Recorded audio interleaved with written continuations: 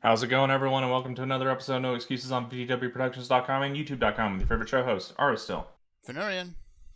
And Volatil, and we're here to bring you the latest news and commentary on the video games industry for the week. Or what if the video games industry had bothered to, start doing anything for the year instead of just, rotting? They seriously didn't this week. Yeah, it's been pretty bland. I think either every outlet is in holiday mode and not bothering to do anything, or the games industry as a whole is not bothering to do anything, because the news has been trivial, like rumors at most, for the most part. Yeah. So instead, we're just going to poodle about on some PSO2. For next time, we're going to think about a game to actually play. But for now, this is what we got. Yeah. That's the way it is, unfortunately. We should have thought about it in advance, but I keep assuming that there's going to be something to talk about at some point, surely. Any minute now. Yeah. Please. Yeah. Right. So, your old spiel. Yes, if you'd like to get involved with the show, you can send us an email at noexcusesvtw@gmail.com, or you can follow us on the Twitter at noexcusesvtw, or you can join us in our Discord server, which you can get to by clicking the link in the description of the video show archive on YouTube for however long we are on YouTube. And speaking of expel. Next week, this week I want to talk to the other show hosts about alternative hosting means. We have a BitChute, we may use that, because there's a non-zero chance we just get yeeted. Yeah. For no reason. Yeah. Yeah. Um, Granted, on YouTube, that's always a non-zero chance, but it's significantly less zero. I hope Yeah. BitChute is exploring alternative hosting options at this point. So after the show, I'm going to call a meeting so we can briefly talk about that. And if we come to a conclusion, we'll let you know as soon as we get stuff figured out. Probably next week. Yeah, because that's just the way it is now. Anybody who might, think a bad thought could get yeeted at any minute. And we think a lot of unapproved thoughts. Yes. We are not what what the youngins would call politically correct. No, you are not. Where are you The guys? wrong 45. fucking Fenarian. Yeah. You're just shoving I'm stuff gonna try and into keep my this head. in line and try and keep us not off YouTube. I also need to stop pressing the wrong key because I keep pressing F instead of E. Need to empty my inventory of crap. So yeah, this week not a lot happened. We have our weeks to talk about, and then we'll just. Well, you wouldn't know if anything happened because you became a hermit. Yeah, I have disconnected from the world. I've got a little bit I can talk about, but it's just incredibly anger-inducing to go anywhere near people and have a normal conversation with them right now. Yeah, for the sake of your own health, that's probably the wisest course of action. Well, yeah, I don't want to. The wisest course of action is to become a Hikikomori. Yes.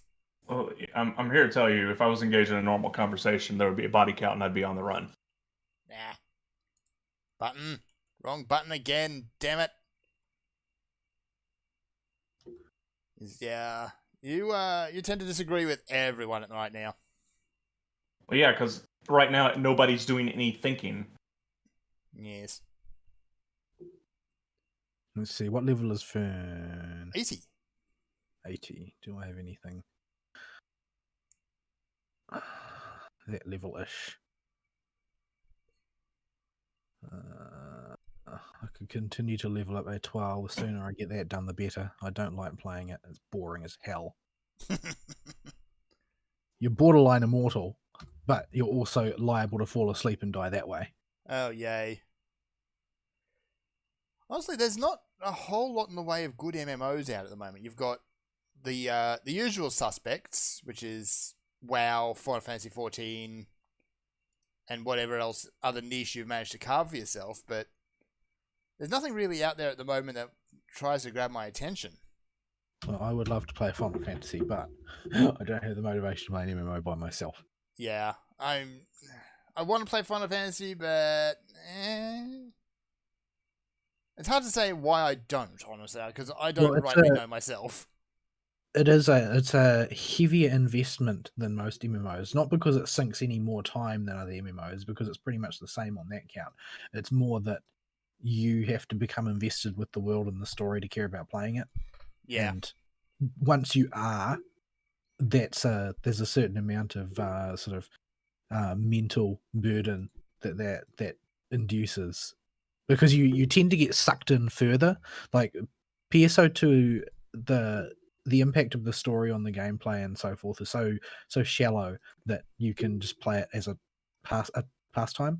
In some cases, that is actually a negative value. So, I mean, that's the reason it's easier to engage, disengage, but the whole purpose of Final Fantasy XIV is to suck you into the world. Yeah. For BDO, Black Desert Online, which I actually just hung up. I'm still playing out with the guild, but I've hung up the game for now because the story in that is grand, sweeping, and epic, but also crammed through Google Translate. So it's like the PSO2 story then. It's worse. The PSO2 story is actively boulderized. Like my Japanese is pretty sketchy, but I can tell that they're just making stuff up at times. Yeah. Oh well, I can understand what they're saying in the Japanese, and there's a few situations that I've encountered in the storyline where I can hear what a character's saying, and it's been translated in the text bubble as being something just entirely different. It's like, well, that's not not really what they were saying, that kind of changes the tone of this conversation. Yeah, the PSO2 is especially bad at just getting a general ballpark of what they were saying. Bamco, it reminds me of what Bamco does, but worse. Bamco will often translate their junk. They do this with the Tales series a lot. And they'll be a good translation, but they'll mix the sentences up in the order they're presented to the audience for English. So it will not correlate each sentence for sentence with what's being said by the Japanese language. PSO2 just gets a general vague idea of what that entire paragraph was about and just writes something in English. Yeah, there's this sort of culture of telling yourself that you're doing an adaptation. That it's not translation, it's localization. That means that we can write whatever we want, provided that we feel like it's reasonably in tune with the story. Yeah, I really don't approve of that. Like I would rather have an incredibly stilted and broken and direct translation than somebody else's impression of the story. Yeah. Yeah. I think Bamco goes as far as you can go with translations and feel comfortable with them. You can reorganize a paragraph as long as all the pieces are still there. I don't even feel comfortable with the way Tales is presented. Like Tales, the translations in too many places in Tales of Berseria were just straight up wrong. Oh well, Berseria's got a couple issues with some writers going out a bit out there in a couple of the conversations you have with characters and a couple of the main story beats. I don't think that these people, like, they should not be doing this. If they had the talent for writing, they would have become writers. They don't, so stick to translating. Oh me, oh my. So Fern, you had a week. I kind of did. So yeah, as I said, I ducked out of Black Desert Online because honestly, there's no story to keep you in that game, unless you can, convert the game back to Korean and enjoy the story as it was originally written. Beyond that, though, it's just grind. Lots and lots of grind because, again, Korean MMO. Well, and getting PK'd. So I'm taking a break from that, but still hanging out with the guild. And along those lines, I've picked up Last Oasis and been playing a fair bit of that over the last couple of days. Which has been a lot of fun now that I've actually got some people to play the thing with. For those who don't know, it's a heavily PvP-based game. It's one of these ones where you're dropped into a world where everyone's already established and they're probably just going to kill you for giggles. The premise is that Earth is locked in a very slow rotation. The moon has exploded for reasons that's never explained. And so humanity is trying to basically follow the twilight band around Earth while it rotates in order to not cook or freeze. And to do that, you have to basically live on these giant wooden walkers, which are extremely cool to look at. Yes, everything is burning, therefore we shall make our vehicle out of wood. Yeah, incidentally, we had some shenanigans around that with lava during the week. That was fun. Yeah, lava hot. Vehicle is wood. Yeah, more than one walker got driven into lava because of incompetence in most cases. So it is a fun game. It takes a fair bit of investment, but not as much as things like Ark, where building a walker will take a bit of time and a fair amount of resources, but it's not disrespecting your time like Ark does, where you're standing around doing nothing for 6 hours staring at dinosaur butthole. It seems like that every time you discuss Ark, the topic of dinosaur butthole seems to emerge. I like Ark. Do they really loom so large in your consciousness? They do, because as much as there is to do in Ark and how much fun riding around on dinosaurs it is overshadowed by the large swaths of time where you can't do anything. You've just got to stand there and watch an unconscious dinosaur and occasionally give it some food. It's not nearly as bad now, but it's still pretty bad. They've addressed the matter a bit. Ugh. So yeah, haven't really partaken in the PvP too much at this point because none of us have really progressed to the point where we can stand any sort of a hope in PvP at the moment. I have no idea what we're doing here. I'm just going to follow the group. They're boss rushing. Unless you're paying attention, you're not even going to stay up with where they're fighting. So just run along behind everyone. Fair enough. I'm not paying attention, so I don't think I've managed to hit anything yet. Pew! This is all dead by the time I get no, there. I didn't hit it. I thought I hit it. I didn't. If you use movement skills, you might be able to catch up to the front, but yeah, I that's might not just really do the that. point because nothing has enough hit points. Problem is, I'll have no PP when I get up there. I still haven't hit anything. Yeah. Pew. Pew. So yeah, it's been a good time. It is also still in early access because, I mean, of course it is. Those games seem to exist in perpetual early access. You can play the game solo, but be prepared to just get griefed and ganked. As I is did the way. 8,000 damage. Am I getting EXP for this? Maybe. I'm not sure. I haven't been paying attention to whether or not I am actually getting EXP, despite the fact I can't hit anything. I should actually look for those yellow numbers. How are I you got on one there XP. already? Ilzande. Even so. I have done this a lot of times, so I know exactly how to PP manage the whole thing. I guess. A lot of times.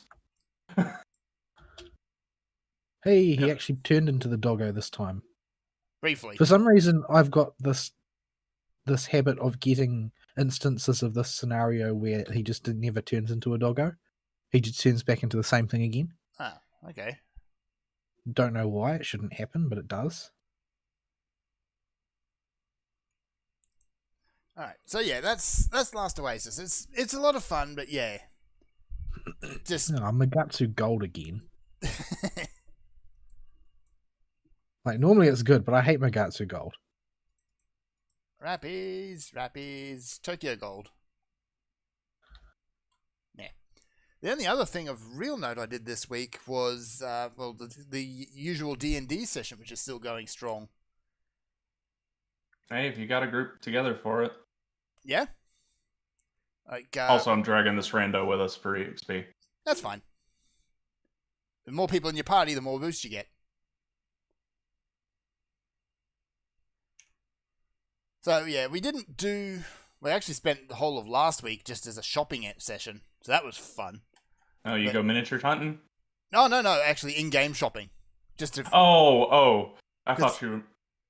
Yeah, Okay. our characters had built up a rather hefty stockpile of cash, so we went shopping. Yeah, I feel like a lot of the time cash just becomes a way of keeping score.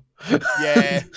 But sooner or later, every D&D session has to do that, or every group has to stop and kind of kit out your characters a bit. Is there actually a systematic way of doing it? Like, are there fixed prices for every combination of magical effects and stuff? Depends on your GM. I mean, the rulebook has one. It does. It has an economy built in there, but Almost nobody uses. Because I've never that heard one. of it actually being used. That's the thing. Yeah, well, it's a pain in the butt because you wind up with whole adventures being a shopping trip every once in a while. especially if you try and RP it. In the very last campaign I ever ran, I finally excised money basically entirely in the fate system I used, or the pledge system I used, because it just takes too much time and it doesn't actually mean anything. Yeah. So yeah. So I've done my best to start excising cash money. I let the players keep a token amount on them, but in general, any major purchases they need to make are just handled by the NPC. Yeah. Because it's just too much time and fluff, and nobody likes doing it. Yeah. It's got to be done, but it's one way of getting gear for your characters. Not necessarily the most fun way though. So I ended up picking up travel quickly. some braces of protection because, I mean, +2 AC is awesome. Yeah. Our last session, or our session this week, we ended up wandering around the forest and pissing off the GM, so that was fun. He built this big encounter with black roots, which are behind this tree thing, which creeps in on your party and slowly encircles you to the point where you can't escape.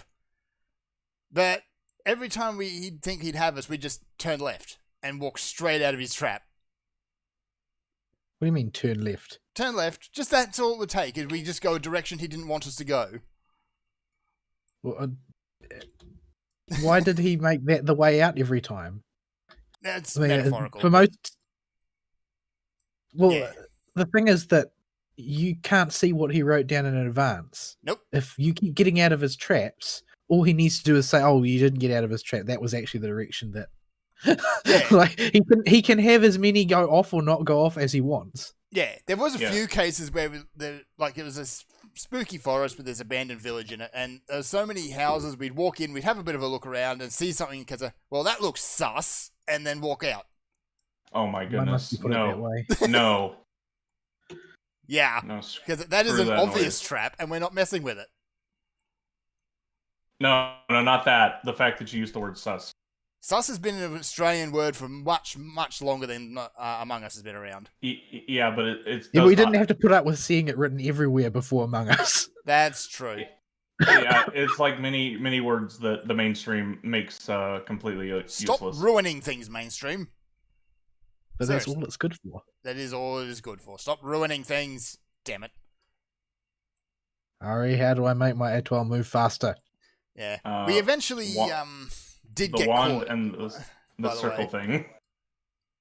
So we ended up doing this weird shenanigans of trying to escape by having the druid cast freedom of movement on two of us.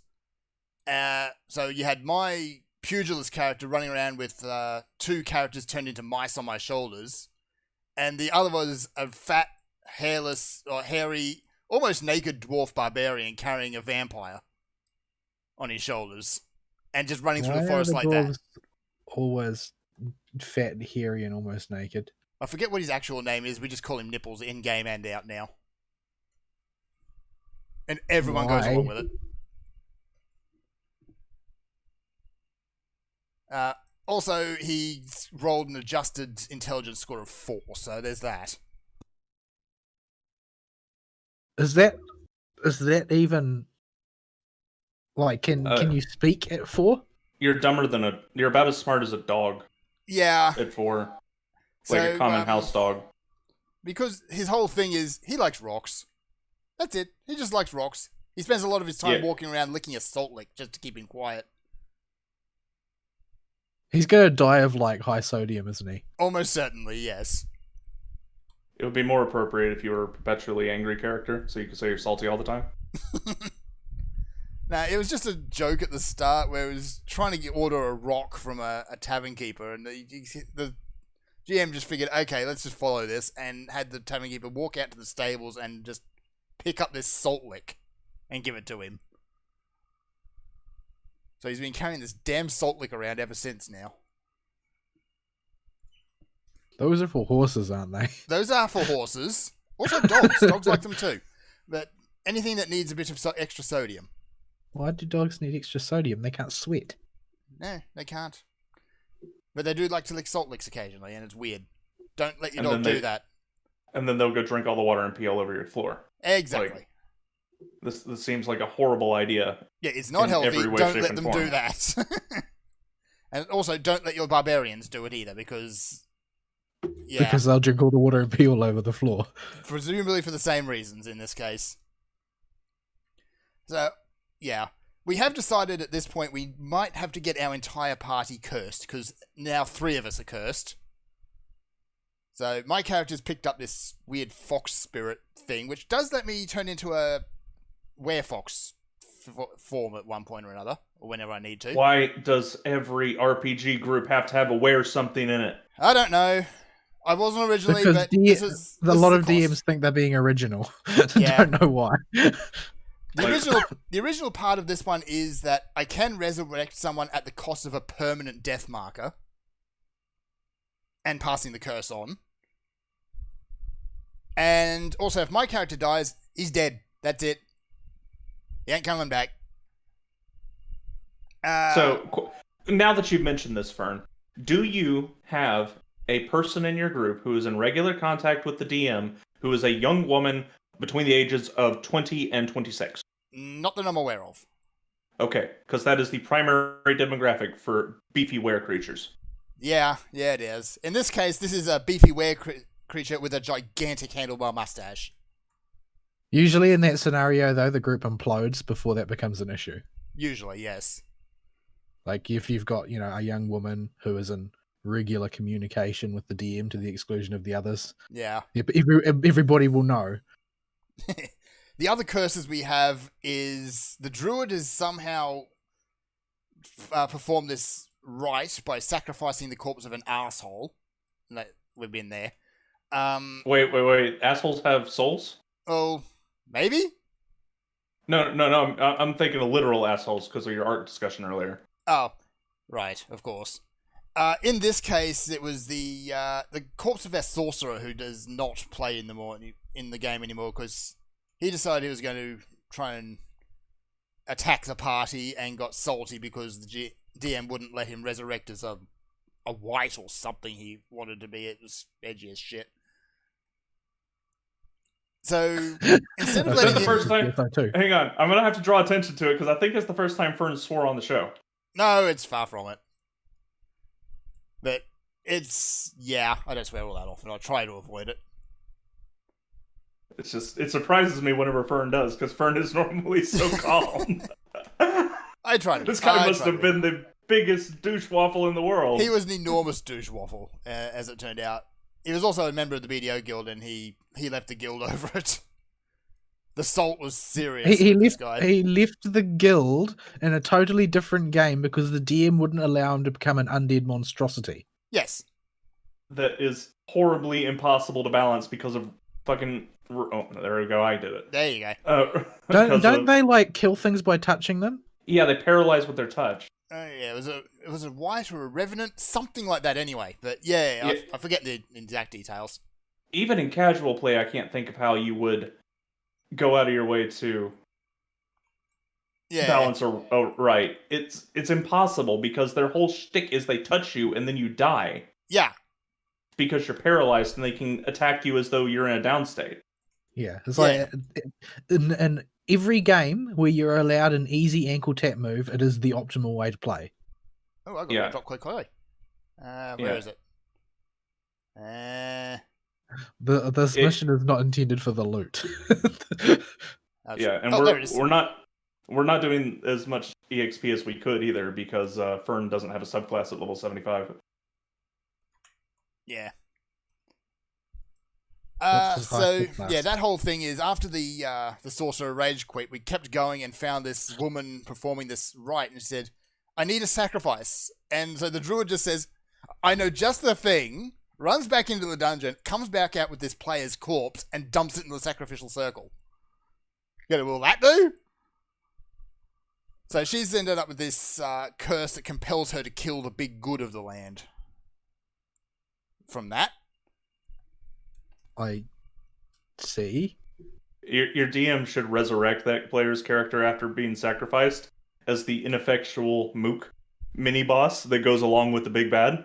Oh, we've already had that guy, actually. He wasn't intended to be the Mook, but he became the Mook because we kind of did horrible, horrible things to him. Like, we ran into this slaver who had this big flaming sword and this big billowing cloak. It doesn't sound like slaver stuff. It sounds like, demon lord stuff. Well, actually, it turned out he was a big chuny idiot. So. Oh, okay. But we didn't find this out until later because when we fought him, he had this fire elemental who the ranger just is up in one shot. And we proceeded to roll natural 20s just on the rest of him to knock him down. His corpse got resurrected by one of the local clerics who was coming with us for that time and was used in a dungeon as trap bait. I see. So, yeah. It turns out he had no friends, and he was just making himself look good, and the DM didn't realize just how bad this all was until we started pointing it out and making fun of it. Just how much of a loser this slaver was. So yeah, and finally, the other curse we have is our exorcist, who has no name. He is just an exorcist who is an exorcist. Who reminds everyone of that fact at the point. He is also walking irony, because at this point he is an exorcist who is a vampire and also possessed by a ghost. He's very bad at his job. He is not a particularly good exorcist, as it turns out. So yeah, this whole thing, now that we've worked out the early game snare-ups and kind of settled on a regular group, has become increasingly silly. We are, as we left off, we are in the middle of nowhere, halfway between towns, probably picking the absolute worst possible route we could to travel between towns, which is, there's this big swampy marsh in an area called the Triangle of Death. I mean, that could be perfectly safe to walk through, can't it? Well, it doesn't say your death. This could be just, somebody's death. Death as a philosophical examination of the concept. Yeah. I mean, it could be Terry Pratchett's death. I hear that guy's pretty chill. He is pretty chill. I like that death. Very philosophical death. But our party is staring down a trio of necrotic Deathclaws, and yeah, there's not even an attempt to hide it. They're just straight up Deathclaws from Fallout. And because it's necrotic damage and I am a pugilist, means it's my turn to have my class mechanics nulled. Hooray! As yeah, my pugilist, as it was written, is rather heavy on temporary hit points. And necrotic damage just ignores that right completely. Because it whacks away at your max hit points, not your current hit points. So, fun. So you can't even put temporary hit points on top of those? Nope. Oh, you can, it just doesn't do anything. So it's the only thing in the encounter? Looks like it's those three Deathclaws.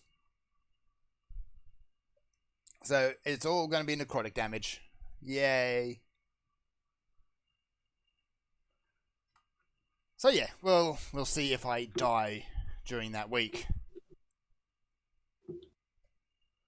Beyond that... Oh, right, I just remembered, actually. I saw the note on the loading screen there. I need to claim one of the only Harmonizer weapon skins in this game. Oh, there's a ton of them now. Yeah. There used to be none. But this one's a bird, which I can just wave this bird around. Yeah, you can get a Rappy Feather for like 100 mission pass badges or something, too. Yeah, no, this isn't the Rappy. This a feather. This is the whole bird. Yeah, you wave. Oh, right, the owl thing. The owl thing, yeah. That, I think you just gotta log in 3 days for that one. Yeah. Or you get a... Is that on the token vendor or something? Anyway. No, you just get it in your mail. Okay. Just log in 3 days during the event period. I need to make sure I do that. So, yeah, that will be my week then.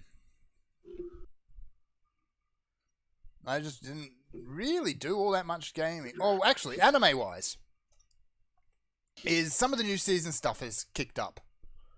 And I started by rewatching Cells at Work, as well as the 2 now new episodes. And the new episodes pick up basically where the original season left off. Well, it's split into two shows now. It has split. I haven't watched Cells at Work Black yet. Okay, so the base Cells at Work is like one unit generic human being, basically. Someone so it's of about the normal operation of the average person's body. Cells at Work Black is somebody who's working for a black company and who has recently resumed his smoking habit, drinks too much, hardly sleeps at all, and has a crappy diet. Yes. So I'm looking forward to that. Like the regular series is it's educational, but it's also rather light, fluffy, and silly. Yeah, Cells at Work Black is just depressing. Yeah, I can imagine. Like, this body is dying. So how will the characters all just relate to that? Because, yeah, they're all very silly. They've got personalities based on what the cell they actually represent does in a lot of cases. Although I still have a soft spot for the allergy episode with Master Cell just freaking out. Was he the conspiracy theorist Doomer guy? I can't remember. I don't remember much about the. No, that's Memory Cell. Right. Which he's got a headlining role in the newest episode, where it's about vaccination and how that works. I see.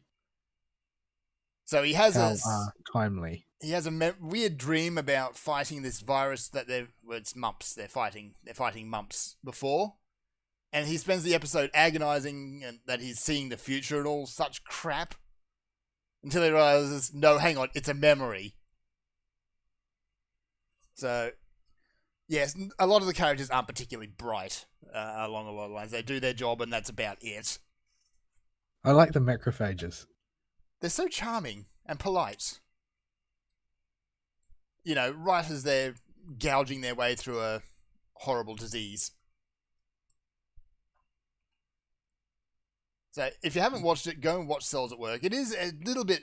It's lightly educational. Well, I mean, a friend of mine who's a nurse said he really enjoyed it and thought it was quite suitably educational. Yeah. Like, it doesn't go into the real nitty-gritty details, but it's like, this is this cell, this is what it does. I mean, what are you going to need those nitty-gritty details for anyway? Yeah, if you're in medicine, then you have those details anyway. That's about the only field you need them. I just got lasered to the face. A lot of that stuff is guesswork anyway, and it changes every 10 years or so. It's only the broad strokes that stay the same for any length of time. Because you're working with a system where everything is so freaking tiny. Good luck trying to keep track of everything. It's more that every single one of those tiny parts is a moving part that interacts with all the other moving parts. Mm-hmm. And you aren't capable of holding any parts constant to find out what happens. So essentially, you can't, in a very real sense, you can't do science on a human body. Yep. Because you can't. There's no control conditions. You can only approximate a control condition. Like when they do, say, pharmaceuticals testing, they're approximating a control condition by giving someone a placebo, for instance. But that's only an approximate control condition because you don't know, what else they might have in their history or their current behavior that might affect what you're testing for. That it just never occurred to you to check. Yeah. There's so many variables which are just completely outside your control. Yeah. So. Just remember, folks, if you think we're kidding about how they literally change stuff every few years, name the last time you were in school and the food pyramid was consistent for 5 years at a time. Well, the food Remember when they told you had to have like 6 servings of raw carbs every day? Yes. Good grief, that would kill you. That would make wish. I love pasta. Well, pasta's delicious, but still. Oh. Yeah. Pasta is also not particularly good for you. Well, it isn't right now. No, right now it's not. Right now, carbs are the devil, and fat is fine. Carbs. Yeah, I think a lot of that is because of the Facebook version of the Atkins diet, where it's like you can eat all the fat and grease you want, but don't touch that bread. Or sugar. Refined sugar's not allowed. Or sugar. Yeah, if you want to actually diet, here's how you do it. You know all that food you're eating way too much of? Stop doing that. No, that's a terrible idea. Don't crash diet. No, that works perfectly fine, actually. And has worked consistently for everybody that's done it at 100% success rate. Crash dieting? No, it has not. Yeah, it has. There's literally no other way it can work. You haven't heard of the rebound, then? That's not a problem with the diet. That's a problem with psychology. Yes, it is. And that's where the bulk of the diet comes from, really. Like there's actually an ad running on TV here at the moment where they're pushing this whole psychology-inspired diet app. But because it's an app, it's probably just going to be a scam. Yeah, just if you don't want to have your body expand, don't put stuff in your body. Just be mindful. Don't eat all that chocolate. But I like chocolate. Chocolate is great. Have a little bit of chocolate. I have been on a don't eat anything diet for the last two-ish. Well, not, I tried to start in December, but Christmas and New Year's got in the way, so I had to put it down and pick it back up. And it's been remarkably effective because I have been preparing for the inevitable. Commies are marching down the U.S. streets, and I need to be able to move, and I couldn't move when I was at 230 pounds. Wow, you let yourself go something wicked. I know. Oh, I couldn't do my normal daily routines. I couldn't walk around and get stuff done during Wu Flu lockdown because there was no job sites to go to. Yeah. So I got super fat. VR kit. I know. Now I have that and don't eat anything on top of it. We should get out our Switches and play Ring Fit. Yeah, something like that. How about no? I heard that game was at a real premium during the lockdowns. It was. They only made a very small amount of the actual games. It's actually not bad. It's like it's an exercise game, but they've got a full actual game about it where you end up chasing down a disturbingly swole dragon, but yeah, I watched Gura playing it. And I also watched Ina playing it, and just give me a second. Ina, a new boost. Yeah, Ina could barely make it through the starting stretches. And after a few days of it, she tweeted something like, "I can go to the kitchen without getting tired now." Hang on, new boost. There we go. Try boost. Where'd it go? Yeah, Fern. During the break, I need to run you around, and you need to start working on Phantom so that you have a 75 sub. So we're not getting like less than a third of the EXP this quest normally gives. Nah. What is my Phantom level at? What are the minimum requirements for this quest? 75 for the highest difficulty. Right, okay. Where is it? So I might switch. Oh yeah, but Phantom's at 51. Okay. Okay, so yeah, we gotta grind that up. So this will be the Get Fernary and Caught Up section for part 2. Actually, we can work on that afterwards, and I'll take you around and show you where you can buy the basic boost you'll need to make this go decently quick. Yeah. You can just buy infinite 75% EXP boost now for like photon spheres or something, or no photon boosters, something that you have no reason to spend on anything else. Oh right. There was a reason. There was a reason. I can't remember what it was. But there was something. I am out. I think I'm out of photon. I'm out of spheres. Maybe it was EXP weapons. Yeah. Oh yeah, those two. No, it is boosters I'm out of. It was EXP weapons. That's right. Not that anybody is really contributing to damage here, so. No.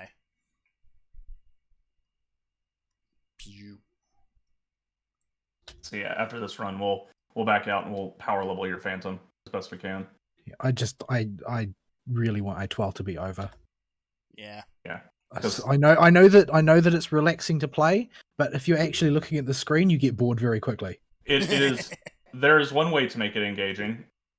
You go and you solo risky expeditions with it.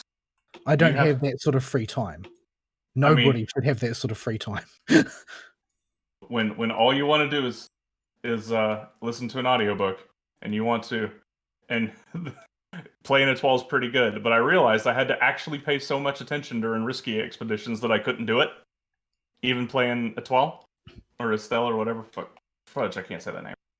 Yeah, nobody can pronounce 2 F-bombs in one episode so far. Yeah, I know. It's the worst name for a class. Also, F-bombs, stop it. Yeah. It means star, though. Is she going to turn into a doggo this time, or is she just going to go poof? No, this one always turns into a doggo. I've never seen it not turn into a doggo. Yeah, I think it was a bug when that happened to me. Yeah, may have been. Yeah. Also, if we can do the highest version of this, we get EX cubes per run that we don't even have to swap shop. So, Fern, go turn into a Phantom, and we're just going to power level your Phantom. Alright, I'll go get my edge on. Drop party, so we leave the Randa behind. Yeah. That's enough of that. So that's been my week. There is still a lot of anime coming up now that I haven't watched, like the new Slime Isekai is up and running as I know. This weapon is at 0 grind. I should probably do something about that. So, Vol, your week, sir? My week, huh? There wasn't really much to it. No way to it was just a normal week, I suppose. But yeah. So what did I do? I made some more progress in the story for PSO2, and I got the what was I saying? The I finished the fifth episode, and it was a bit, yeah, all right. It was Didn't enjoy it as much as I did the fourth. Yeah, episode 5 is weird, and I think a lot of how decent it's going to be in retrospect is going to be how much it ties into episode 6 and how good episode 6 is. Yeah, and I've started episode 6, and it went off with a bang, but they buried me in so much exposition and technobabble that I'm really not sure where I stand right now. They made it, I would say, needlessly complicated. It was not. The whole thing they got going on with the wonky analog to show you the history of the Photoners or whatever through that episode 5 being a whole alternate history storybook telling, weird tomfoolery, but it actually happened because Harriet's a gun now. What? Yeah. Jesus, that's it. That's just that. I don't know what else I could say about it. I see. Harriet is now a gun. Alright, can I go equip a rifle? Where is it? Customize? Customize isn't there anymore. Where did it go? There it is. So yeah. Oh, we can jump right back into the difficulty we were doing. We just got to get you up 75 and have summoners or sub, and as soon as you hit 75, we can do the proper difficulty of this thing where stuff will die in... It'll live about 30% longer. Yeah. And we'll get 3 times the EXP.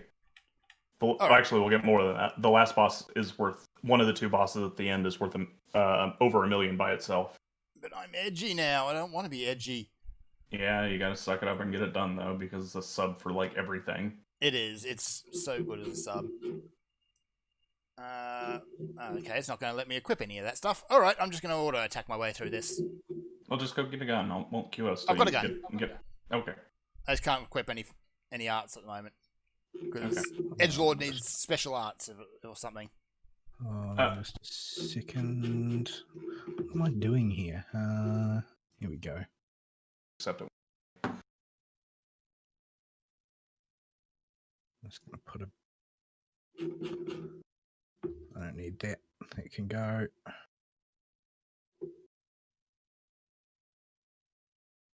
Blah, blah, blah. Don't need any of that. The hell? Oh, this is professional. I'm trying to work out what actually maybe I should just... I can't understand this. The lower required hit count means the barrier lasts a shorter time. What else is currently actually on the anime circuit now? I don't even care. Fern, did you watch Attack on Titan, Fern? I did not actually, because the first season really put me off. Yeah. Yeah, that was the same story with me. Like, I watched the first season, I never touched it again. Yeah. Yeah. Apparently it gets a lot better, but I've never gone back. Most people have either dropped the hype, all the people that were talking up the first season that were way overhyped for it, or whatchamacallit, or people have they already started. Whoops. Came into a group in progress. But or people just haven't picked it back up yet that dropped it during the first season, so I don't have anybody to talk to. How far in is this group? Holy crap. Well, they're right at the far end. We'll get to the end and everything will be dead and we'll have gotten 0 XP. Okay, they're fighting the doggos. You call everything a dog? I don't know what that means. No, the actual robot dogs. Okay. Rather than just dog proxies.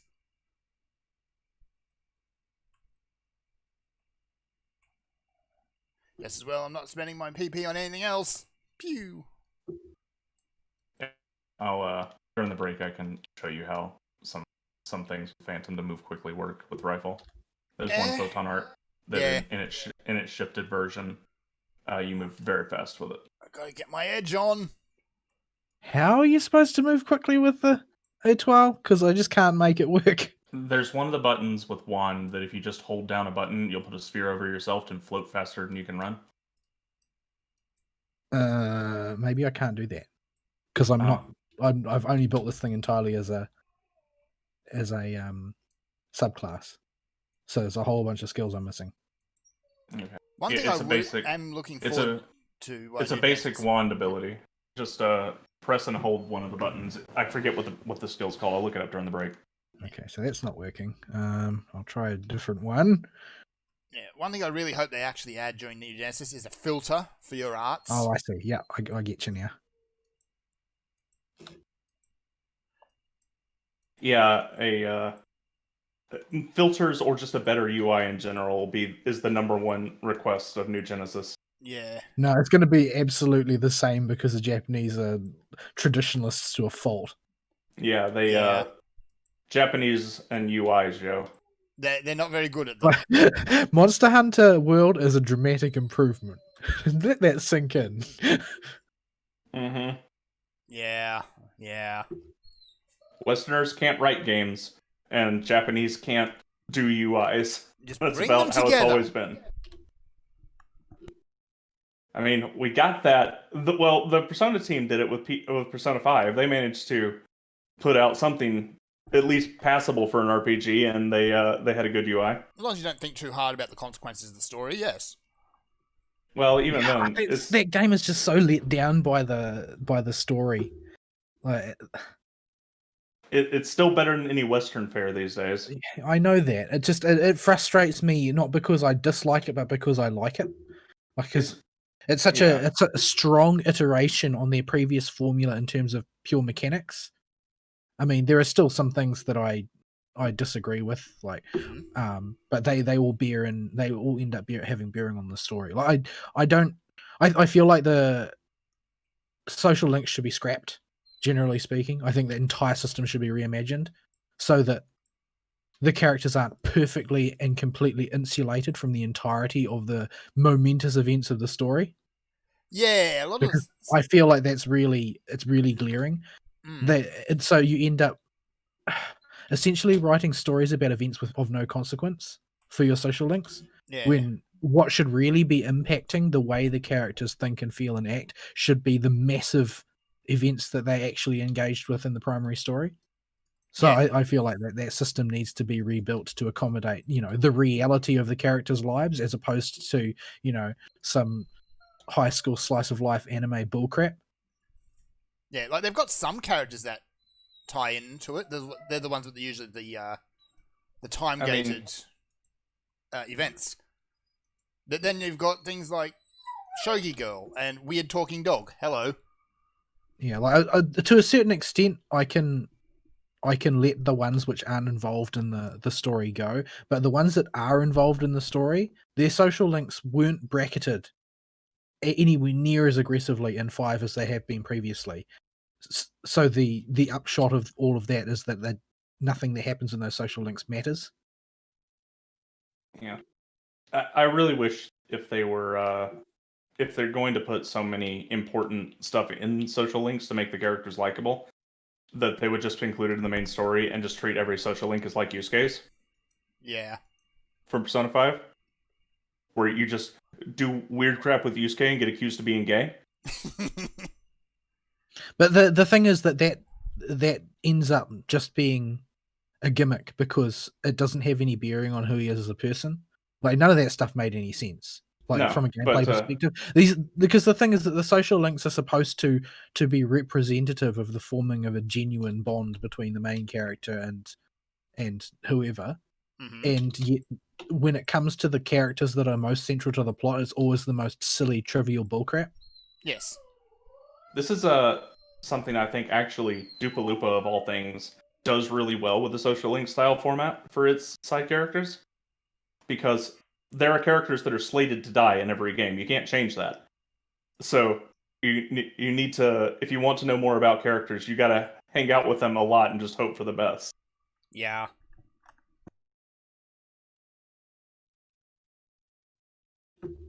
And it just kind of works because all the stuff in the social links is supplementary. It's extra information on characters that you're already interested in. You know what? I'm not going to wait for Fern to finish loading. I'm just going to play this. I'll finish loading. It's fine. But it just works way better when all the main development stuff is crammed into the main story, and all the stuff in social links is just current pro tag, getting to know that character better and learning about that character's history and backstory to justify their actions, instead of it being necessary to follow the plot, like it is with a lot of social links in Persona these days.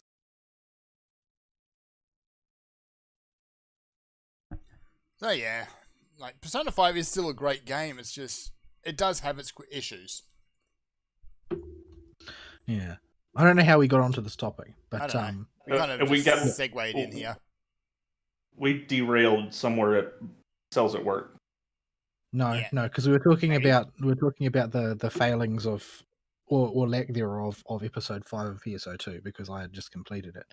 There are some characters that I really like the young version of Margarita is absolutely adorable. I was not too big a fan of her. She's 100% the sort of character who you're either going to like or hate her. There's not really Yeah. not really a lot of middle ground there because she's a horrible brat. But she's a horrible brat with an extreme flair for the dramatic. So I enjoyed that, but the big problem that I had with episode 5 is that it doesn't stand by itself. It doesn't really make any sense. It's entirely to facilitate in a very oblique way things that happen in episode 6, but it tries to keep its cards so close to its chest that in the end I don't feel like it really makes any sense. This was clearly something that, if you were invested in the story as the game was coming out at a normal pace, might have made more sense. Maybe a lot of the stuff just works better if you have more time to just digest it. Well, you also would have time with the community then to speculate on what's going to happen and what you think of the new characters and developments and where do you think things link together, and you can do your general fan theorized spurging. Well, I think that's one of the biggest things about this is that you can't, in a very real sense, you can't be fans of any of the characters because you just don't spend any time with them. Yeah, and all the stuff with you have to take characters out on adventures, having to meet them out in the world, all that's been excised from the US version for the sake of getting people through the content as fast as possible. Yeah, and I think that part of the reason why episode 4, by contrast, grew on me so much is that they put a heavy emphasis on the regular lives of these people so that you have a bit more of a sense of knowing them in a way you really don't for most of the rest of the cast. Yeah, you learn that Corey in the House is a Shotokan, for instance. Yeah, she's an odd one, to be sure. And I think that's the least of her strange predilections. But yeah, so there were things to like about episode 5, but mostly I didn't like it. And I especially didn't like the final boss. Who is basically an exercise in waiting for an opportunity for him to stand still long enough for you to hit him. Yeah, I hope you get used to him if you ever decide to grind class EX cubes. There's a solo ultimate quest that you can do, and it's just fighting progressively more and more beefed up versions of that boss. As the fight wore on, I started to get used to it, but I wasn't having fun. Like that I can see that character's something that maybe if the combat system is tight enough, then it's something that a person who likes something like Devil May Cry could enjoy, because it's all about tuning your reactions to very, very small cues. But there's a big problem with comparing him to a DMC boss, though, and that whatever technique does the most damage you during his first 30% health, he becomes immune to in doing him in the Ultimate Quest version. So when you have to do him repeatedly, that charm wears off real fast. And this holds true for every iteration of the fight as he gets harder and harder after like the first one and the story one. So he becomes frustrating rather than fun, or something you can really master. What was exponentially more frustrating than him, I found personally, was my first. I don't know how often you're going to have to fight him. I would rather never fight him again. My fight against Varuna. Oh, he's a right pain in the butt. Like that was a nightmare. I used nearly every one of my mate items because I was just taking so much damage from blundering into his crap. Like his standard like left click attack is to teleport you behind you and set you on fire. Like it's just he's just a horrible person in every possible way. My biggest problem with that fight was I got dizzy. Not that I was getting hit a lot. It's just I got literally you have dizzy. to spin your mouse constantly because he is always in your blind spot. Yeah, you have to stay locked onto him the whole time, or you're never going to hit him. But he teleports all over the place, so your camera is constantly spinning if you're using a controller. I used exclusively over the shoulder, which meant that my time on target was miserable, but I didn't get dizzy. Yeah, so I was able to avoid him just fine. But holy crap, you're gonna feel sick during that fight. Yeah, he is mean. That was an increment of difficulty that I had not expected. Yeah, and he's at the end of a really long dungeon type area too. The S rank forgiveness on that mission, which has got several bosses in it. Yeah, so you're already burnt from having to kill a lot of the things we're killing right now, actually.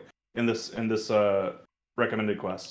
But man, oh man, you go through this big long dungeon, and the forgiveness to get an S rank on that story mission is actually really high, but the mission is so dang long, and the reason it's got a lot of forgiveness for the S rank is because you have to do it all in one shot. And I was doing that particular story mission at a time when people kept yelling at me or work kept calling, so I kept having to restart the thing. And then I would screw up Varuna enough to ruin my S rank and not be able to get a lot of practice. There's like 100 points are assigned to doing it in one go, so you do have to do it in one go. But everything else is about damage taken, and I took a truckload of damage, so I got like a C or something. Yeah, it takes practice with him to do it right, and it's not the most difficult S rank out there, but basically you have to play a Twal and only use the shotgun blast. That is if you are fighting him at ground level, you are toast, because basically everything around him between the floor and about the height of a character is a death zone pretty much all the time.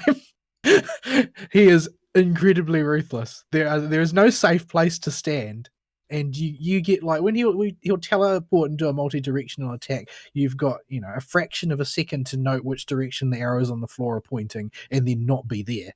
And if you happened to be doing anything else at the time, you're going to get hit. So it's not a very forgiving fight. I came away feeling like it was unreasonably difficult for a story fight, but I didn't feel like it was unfair the way I have with some fights in the past that I've thought were really unfair. Yeah. There's some in the tail end of episode 3 are just broken, like the apprentice fight. Yeah, the apprentice fight was definitely unfair. Like my impression of that was not that it was hard, that it was unfair. Most of the time you don't die if you take that fight through to the conclusion. You just run out of time. Yeah, I did look it up. They did misscale the AISs for the US version. I saw a side-by-side screenshot. I'd heard that rumor, but I hadn't looked to confirm it. Now, it could have been photoshopped, but I had pretty good evidence that they did, in a side-by-side screenshot, they did screw up the AISs for that fight with the damage done. I feel slightly less bad. Yeah, and this means the margin for error on S rank is 0 in that fight. Yeah, you basically have to pull it off perfectly and get 2 lasers out of every AIS. I mean, I did it before the current patch. The current patch, there might be a way to cheese ball it with some classes that can do damage cap shenanigans, but back before this, it's too hard to set that up with the constantly spawning enemies. Has been my experience. Like I have crappy gear because I don't play the game all that much. I play it like half an hour a day sort of thing. But I can still on a weak spot, I can hit for 600,000, 700,000 damage. But I can't set that crap up in most situations if there are ads. It's too dangerous. And the big problem with that fight is, like, for a class like Braver, is just stuff getting in the way when you're trying to set things up. It will, like, run across your field of fire. Yeah. But yeah, so yeah, I feel like the bloom has sort of fallen off the flower as far as PSO2 goes for me, because I'm not really enjoying this latest storyline. It hasn't got a lot of meat yet. There's a lot of, Dire running around, and they try to set up, big emotional payoff moments with Sarah and Xiao and that, which I feel they just don't land. Basically, because Xiao is a douche. Yeah, I think there's something missing in the English translation with Xiao, or they just really screwed him up in general. Because, man, that character is just dead to the US audience. Nobody likes that guy. Well, I found like to me, he played differently in the anime version, largely because of the situation with what shall you do about the profound darkness, and he purposefully makes himself the bad guy, and because this is not one in the game. It's like one single conversation about, oh, maybe we should kill Matoi instead of letting her become profound darkness.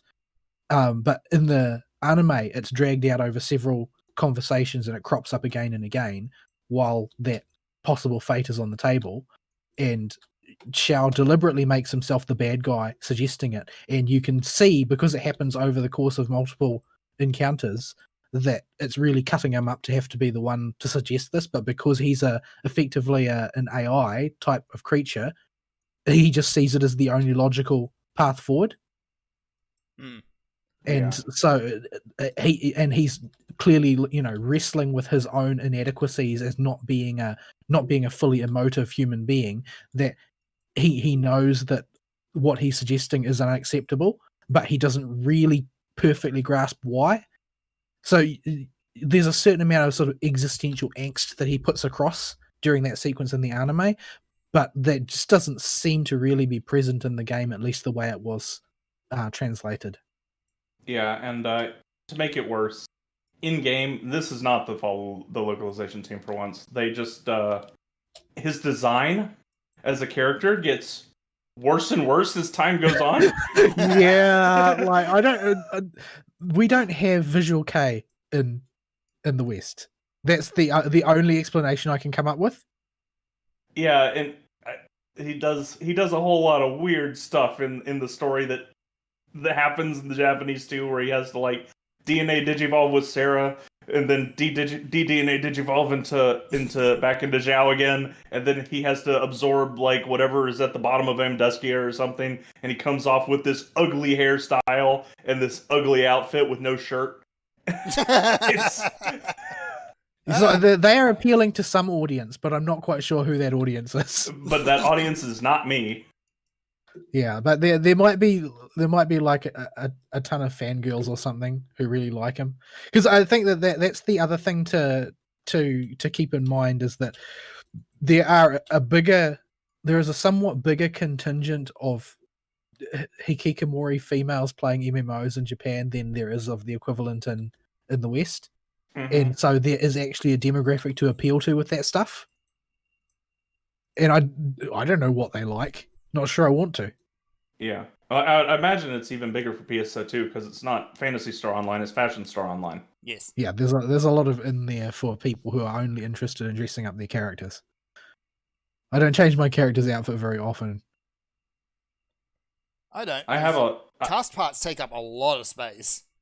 I have a problem where I have my main outfit that I wear for most stuff, but I have dozens of outfits that I have purchased with Macedo from the auction house over time. Yep. Number 2 item on the wish list for New Genesis, by the way, a wardrobe. Yeah. Oh, look, an edgy boy. Yeah, you'll bump into a lot of those lately. A what now? Edgy boy. Oh, everyone's an edgy boy these days. Yeah. Yeah. But every time I buy a new outfit, I only wear it for like a day or two. Oh, goody, we got Persona coming up. Ah, I see. Is he on regular or random rotation? He's currently in rotation, but he was off rotation for the last 2 weeks. Well, the thing is that there's usually a random slot that will contain things, and then there's Oh, fixed ones. Is he he's in on the random slot, schedule. or is- He's on the okay, schedule. so he's scheduled to appear as Persona. Yeah, for the next week or two, he'll be there. Yeah. Have they updated the calendar? Because the last time I checked, they didn't have one up. It's actually a is calendar really now, not a dumb. Google Doc, Yeah. at least. Yeah, they PSO2 has a calendar on their website for those of you that don't know, and you saw at the top of the screen probably if you're watching Fern Screen that there was a big emergency announcement. An urgent quest is coming up, and it tells you what the urgent quest is. Most of those are scheduled with about 1 or 2 random ones every other day, and there used to be a calendar for those that originally was on the website, was horribly broken. So then they made it a Google Doc. And that was horribly broken, and also required you to sign into Google and give PSO2 all your personal information. So it usually takes several months and the efforts of an entire fan community to make a Google Doc that's not broken. Yeah.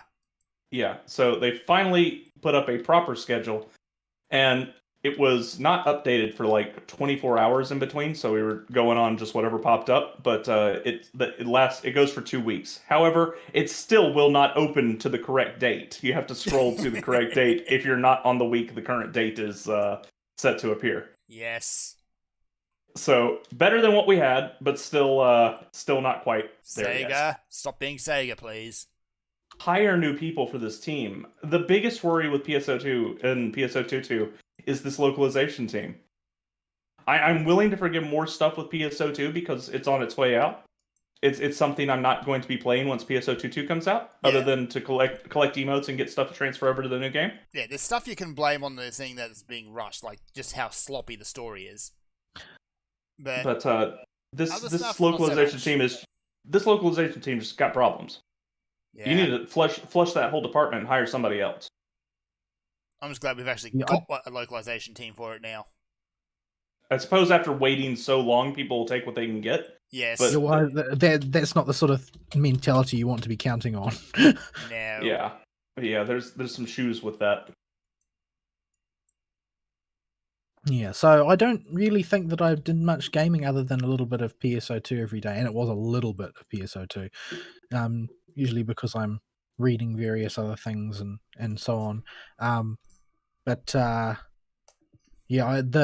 Since the current FGO event has wound down, I finished it so super ridiculously early compared to my expectations because it was really, really gentle. The grind that they asked of you, it basically ground itself, and you did not need to put in very much effort. And I had like 6 full days of just loafing around, not needing to grind anything, which was great. And I wish every FGO event was like that. But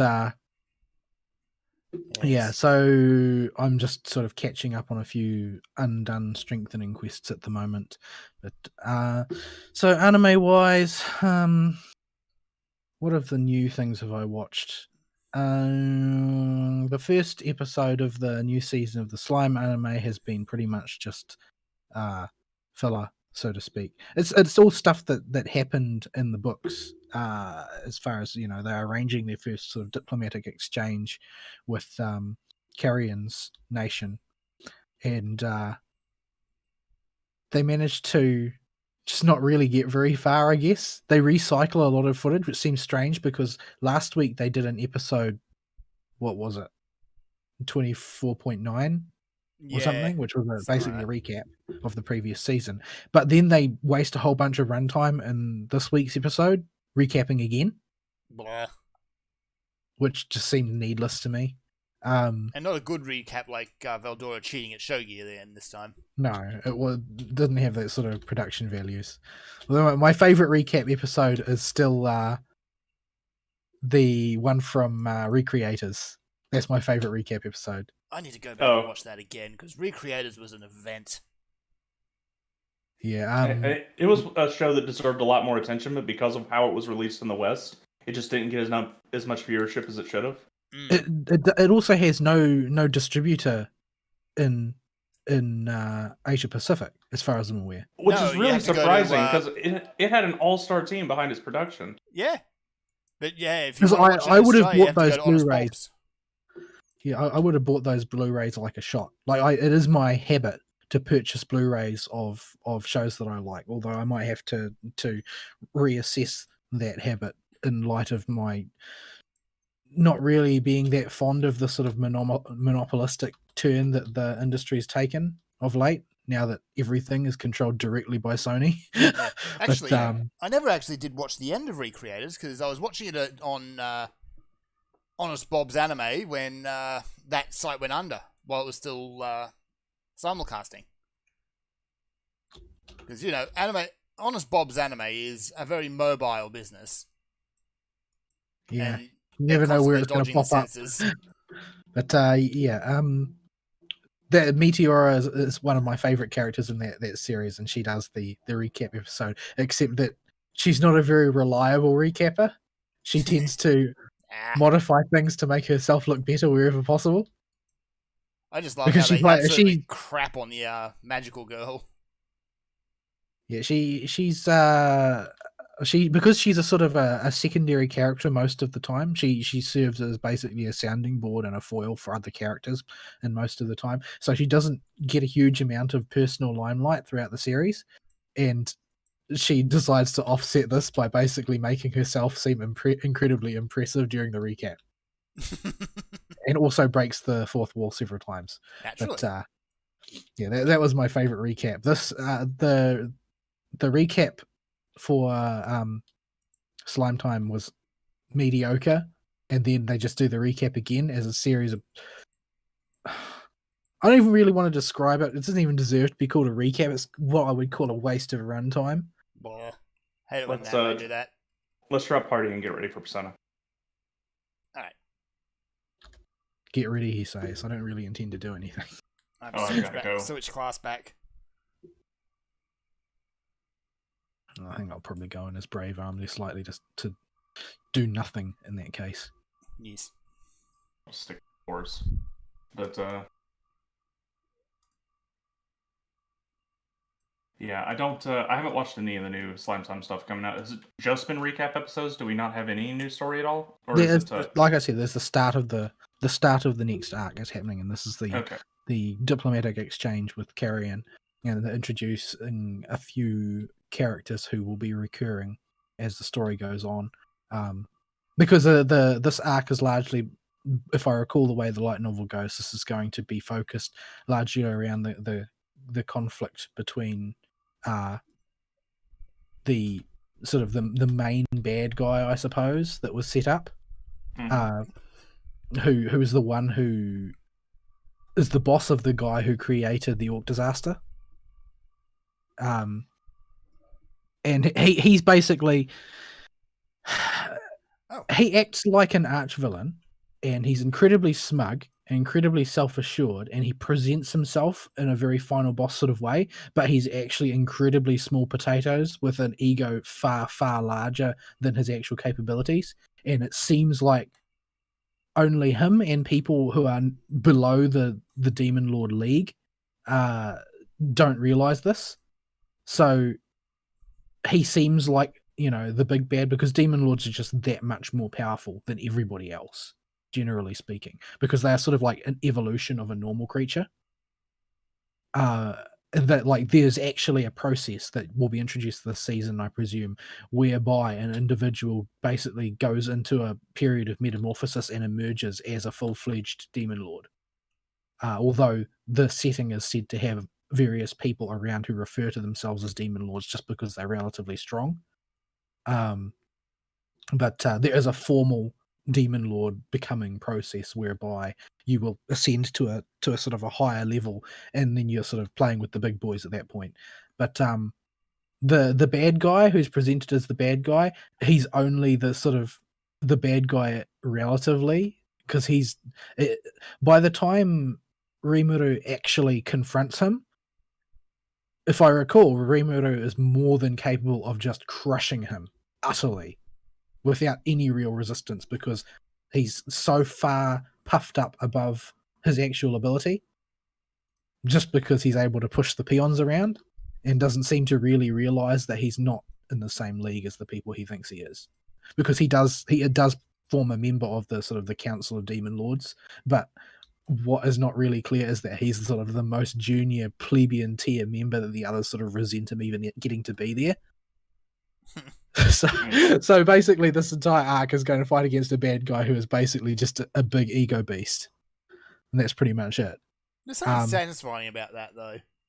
Yeah, and he deserves what he's got coming to him, because, you know, ultimately, when I don't know how much of his, you know, private thoughts they'll show in the anime, but the book sort of inspects his character at some length, and is basically his entire problem in life ultimately was ego. He got a little bit of power, it went straight to his head, and he deluded himself into thinking he was going to rule the world. Yeah. But yeah, and that's basically him. But his purpose in the story is to effectively inaugurate Rimuru into the sort of the world of political movers and shakers, rather than just being the mayor of a little town in the forest. Not so little anymore by in the first season. Oh yeah, but yeah. So this sort of cultural exchange that they're having, where the Rimuru sends some envoys to Carrion and Carrion sends some envoys back, is introducing a few key players in those particular cultures, because most of Carrion's people are lycanthropes of some kind, of all sorts of different kinds. I don't think all of them are, but a significant portion of them are, and they are very sort of a very martial culture, very law of the jungle, but with a sort of a pseudo code of honor type of thing. That's basically being set up there, and this is Rimuru introduction to Demon Lord politics. Demon Lord politics being something that ostensibly, what's the dragon girl's name again? I can't remember. Starts with M, right? Yeah, Milim.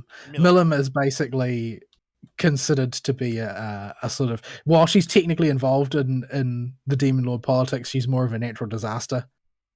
Because it's sort of implied that she wouldn't necessarily win if she had to fight the most powerful members of the other Demon Lords on the council, but that in terms of like raw output, correctly directed, she can pretty much blow anybody else living on the world out of the water, apart from maybe one guy, perhaps, maybe, possibly. But she's also arguably dumber than everybody else. She's a bit of a free spirit, shall we say? Yeah, but I really like her. She's a cool character. She's not as dumb as she looks. She's just nearly as dumb as she looks. She's doesn't have very good sensibilities about dealing with normal people. Doesn't really think things through, but she is cunning.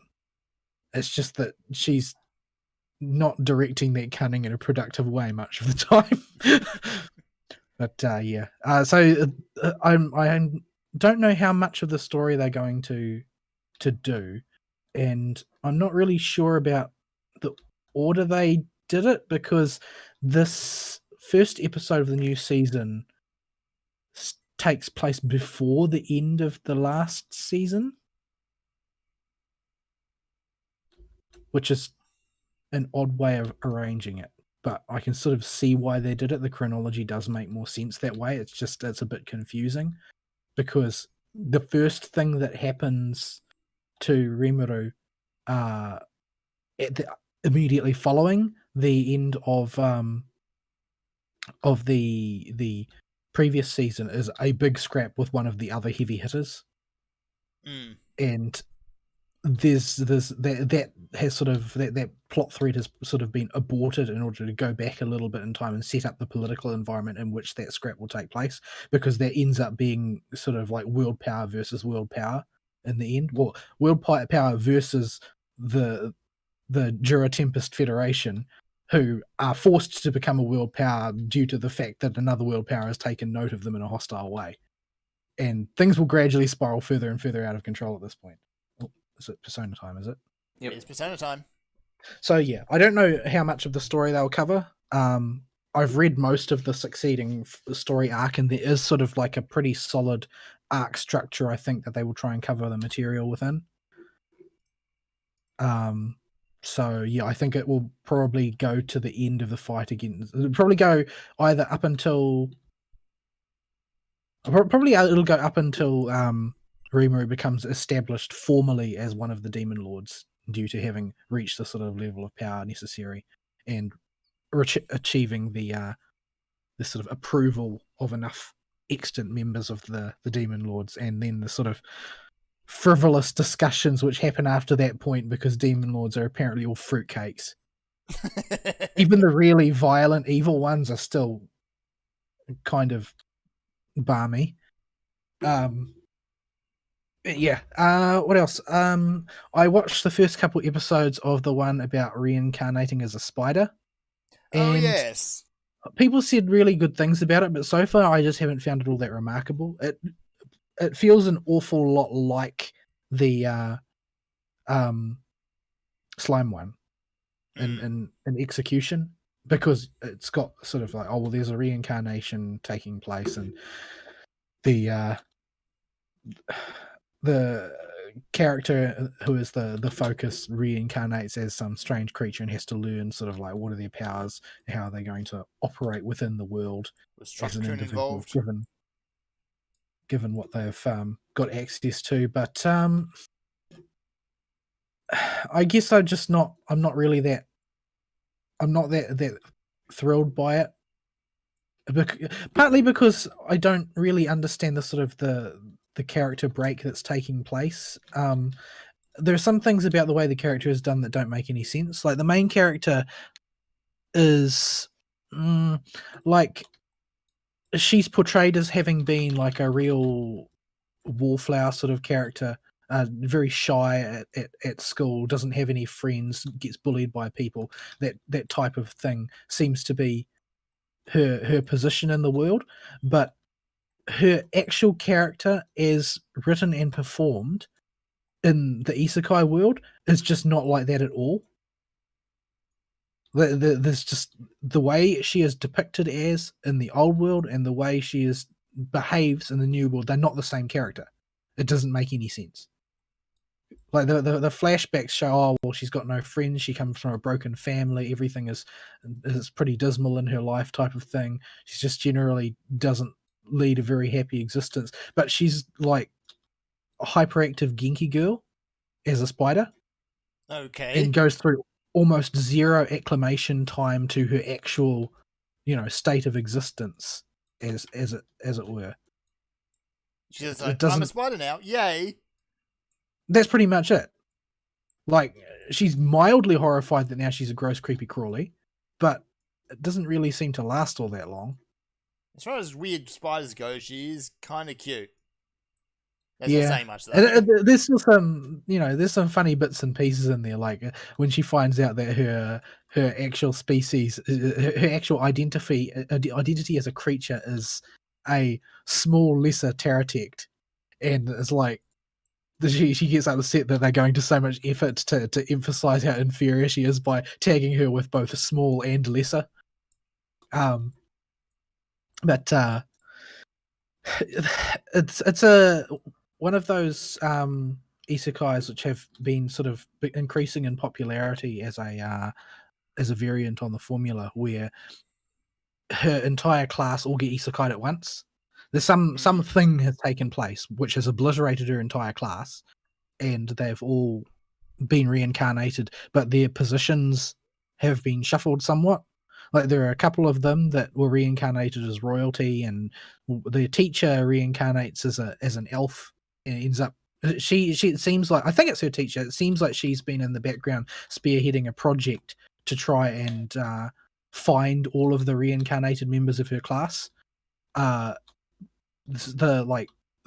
girl who was the biggest bully of the main character reincarnated as the pet of one of the guys in the class, and so she's like this little floppy juvenile earth dragon creature who really can't do much of anything, and basically is starting to wonder if this is karmic backlash from her behavior towards the main character. But yeah, so it's that's become a more popular formula in recent times, but it's also one that I've seen done exactly before on at least one occasion in a way that's pretty much identical. So while people have talked this one up, I think that that's largely because it was more original at the time that it was written. Because at the time that this story was written, if I recall, it was still when everybody was trying to be Sword Art Online. Yeah. But enough time has passed before its adaptation that now it's old hat when it's finally come out as an anime. So yeah, I guess I feel sort of bad for them in a sense that they missed the boat. But maybe it will pick up. It's still very strange, but very by the books. There's not really much to commend it per se.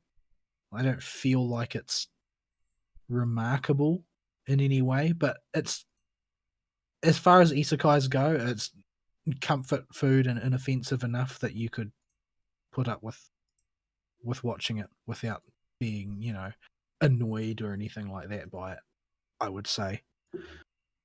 So I'll probably continue watching it, especially since it's the story was so popular. I don't know if it was originally a light novel or that it was originally a manga in this case. Could be one or the other. They usually have both. But yeah, it's watchable. But it's not, it didn't grab me as being like, oh, this is really great. You guys have to watch this season. That's not the case. Yeah. Dr. Ramuna, that is basically, it's a cross between Clamp's Holic series and the one about the guy the guy who runs a problem solving business for yokai, and he's got like this room that he lives in that can be accessed from any door when opened correctly, sort of thing. Basically, it's about a guy who solves paranormal people's paranormal problems. In this case, illnesses. Like the first episode is a little girl who, when she cries, various condiments come out instead of tears. That's kind of weird. And so his job is to sort of trace this affliction down, and it'll usually be some, conflict in their life which has caused them to spontaneously manifest an occult issue. In this case, it's that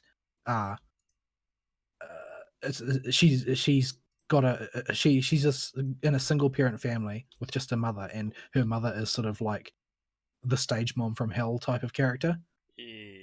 And turns out she's a child actress who's famous for her convincing crying, but she's basically emotionally dead inside around her mother because her mother has become interested only in how much money she can make off of her daughter at this point. Mm-hmm. So it's like, that type of problem solving. It's a very well-worn theme around which anime have been constructed in the past. I've watched 2 or 3 like this. But sounds like a similar format to what was it called? It was something about the salesman who gave people exactly what they wished for. Smiling Salesman or something like that. I didn't watch that one, but I sort of vaguely remember it. But yeah, there's lots of these types of show around. But this one, it really didn't distinguish itself. But the pilot also felt very much like a pilot, and I didn't see a new one this week. It might have come. Oh, it looks like it came out on Crunchyroll 9 hours ago. The new episode. There you go. But yeah, it's watchable, but the pilot, like I said, it felt like a pilot. Like it was a totally self-contained story that required everything you needed to know to understand it as an isolated event. Mm-hmm. Meaning that there was very little about the focus characters, because what they were trying to show you was the mechanic of the story rather than the people involved. Yeah. So yeah, I will have to watch another one to decide whether that's going to come out any good. Jujutsu Kaisen's moving into a new season and continues to be sort of like the edgy shonen, I guess. Like it seems like it's trying to be the successor to Bleach type of thing, where things are a little bit slightly darker, slightly more violent, slightly less, openly dorky. Because I mean, a lot of things about as dark as things like One Piece and Naruto could get at times, they were still overtly kind of goofy. Yep. In a way that Bleach lost its comedy roots relatively early on, and became all about the edgy. and Jujutsu Kaisen seems to be going down that sort of approximate route, but it is also unbelievably paint by numbers shonen. Like, it astonishes me. The last, but then again, the last shonen that was this paint by numbers was Black Clover. So they are all. I think that it's just that the genre has reached the point where you can't not tread on the toes of 1,000 other series if you make one. So it serves its role in the ecosystem adequately. I guess you could say. I also watched a couple episodes of the Hidden Dungeon Only I Can Enter. So this is a power fantasy series of the sort which normally become isekais, except it's not an isekai in this case. Basically, the guy finds he's a noble, but he's from like the bottom tier of nobles that they're nobles because they have historically been nobles, but they have no money, they have no respect, and they have no territory. But because they're nobles, they're expected to make their way in noble society. And he ends up losing. He's about to start his first job as a librarian or something, and he loses that job before he even starts it because someone who's like one rung up on the ladder decides that he wants the job instead, and since he's the lowest kind of nobility there is, he's just got to sit and take his medicine. He figures, oh well, there's basically the only thing left that he can choose to do is go to the Hero Academy and learn to be a adventurer there, and so he's got to try and pass this exam, but he doesn't have any adventurous skills as such. But his one skill that he has is that because it's implied that everybody has one sort of like not quite superpower, but like a special skill that they're born with, and his is Great Sage, and it works even more effectively than Great Sage as possessed by Rimuru, in that he can ask any question and get the answer to it. Is it still increasingly sarcastic? Hasn't been so far, but I mean that might change. I don't know. But so he can ask a question and get a correct answer, but it gives a crippling, blinding, incapacitating headache. So the advice is almost always useless by the time he can actually employ it. So he's basically treated as a guy with the most powerful skill in the world, but who can never use it. So it doesn't matter. But so he decides to risk it, and he ends up managing to find this dungeon where is imprisoned one of sort of history's greatest adventurers, who is an incredibly flaky woman, but still a very powerful hero.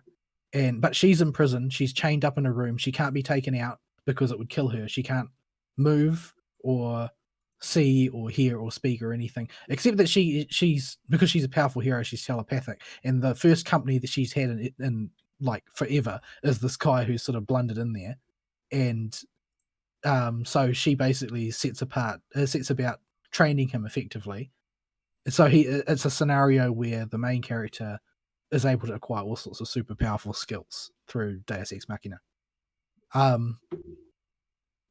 And the problem is with the series is I can't stomach it, because the entire thing is based around the super ultra powerful abilities that he's managed to get are all derived from sort of a type of life points system that the main character is using. So if he was try and do anything too ambitious with his ultra OP broken powers, straight off the bat it would just kill him outright, because it would deplete all of his life. But he can top it up by doing things that he finds rewarding, like great experiences, eating delicious food. But unfortunately, most of these things involve satisfying desires of various kinds. And so this is actually a harem show. Because of course it is. Yes, of course it is. And it seems the reason I can't stomach it is because it's worse than most harem shows, in my opinion. Because in most harem shows, you get sort of, a weak, feckless, ineffectual cardboard main character, right? And he is just sort of like vaguely nice to the girls around him and they fall for him. That's the usual pattern, right? Usually, yeah. In this case, he doesn't appear to care about the girls that are falling all over him at all. Like, he doesn't appear to ever think about them. And it's not because he's an evil or callous person as portrayed, so much as that his character is so flat and so cardboard that he doesn't really appear to have any desires of his own at all. He just moves around like an automaton as the story dictates at any given point in time. It's really uncanny, and coupled with all of the sort of sexualization involved in the way the story is set up, makes it even more uncanny. Like, of course, the first girl to join his harem is slightly higher in society, but long time childhood friend who's clearly utterly head over heels for him and probably has been for a very long time, and is sending all sorts of obvious signals, which obviously he doesn't notice because he's an idiot. Well, normally, though, it would be because he's an idiot. In this case, it seems to be because he doesn't have any thoughts in his head at all. Because, he'll, make out with her or whatever, and then just that doesn't seem to affect him on any emotional level whatsoever. Nor does he seem to think it would affect her on any emotional level whatsoever. But it's not that he thinks that it will and then dismisses it. He just doesn't seem to think about it, anything at all, ever.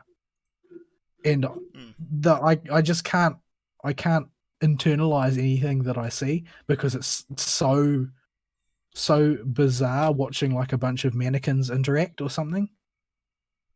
Okay. Like in every respect, it is like a million other shows, other than the fact that all of those other shows feel like they were at least trying to tell a story. And this one, it's just like, well, the main character is he's a ridiculous philanderer and doesn't seem to realize that he's a ridiculous philanderer because he just doesn't think anything of the girls that he's leading on. So generally speaking, he's a bland, inoffensive character who is utterly repugnant while doing the same sorts of things that other harem characters would get away with, no sweat. It's very hard for me to explain, and I think that it's just this is where you end up with when a genre has been so overused and so flattened out and so worn through that there's just nothing left. Because this is the probably the single hollowest show that I've seen in quite some time. Oh dear. It's just this one doesn't look like it's going to get going, so maybe we should drop out of this and take a break. Yeah, I was going to say Right. we're past break time, way past it. So Way past it. let's go to some music and we'll be back in just a minute. All right, let us do that.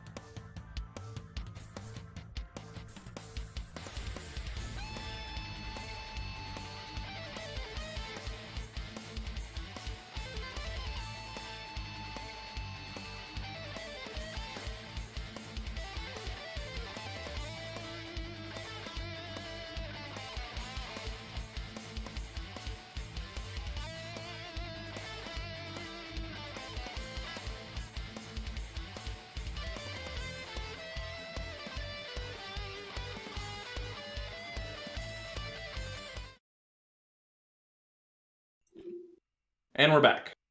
Yeah. For reals this time? For reals? For realsies. We started System to come stable? back. Nothing's crashed? PSO2 crashed in the break because, yeah, it doesn't matter what capture software you use. They tend not to play nice with a lot of stuff. Especially if you need hardware acceleration. Good gravy. Man, I'm glad I got that 1080 used. The metagame in this game becomes how quickly you can load the new mission so that you can quickly accept the party beacons. Okay, no, I don't have this installed on the SSD because I couldn't be bothered.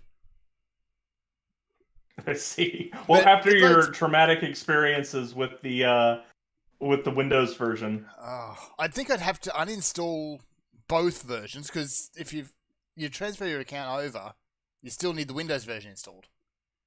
oh, anytime I open the Microsoft Store, it keeps trying to reinstall PSO2, and I have to stop it immediately. Oh, you've uninstalled it. Okay, maybe I can then. No. Oh, I had to use the tweaker to rip the files out of the old side of my computer. Ew.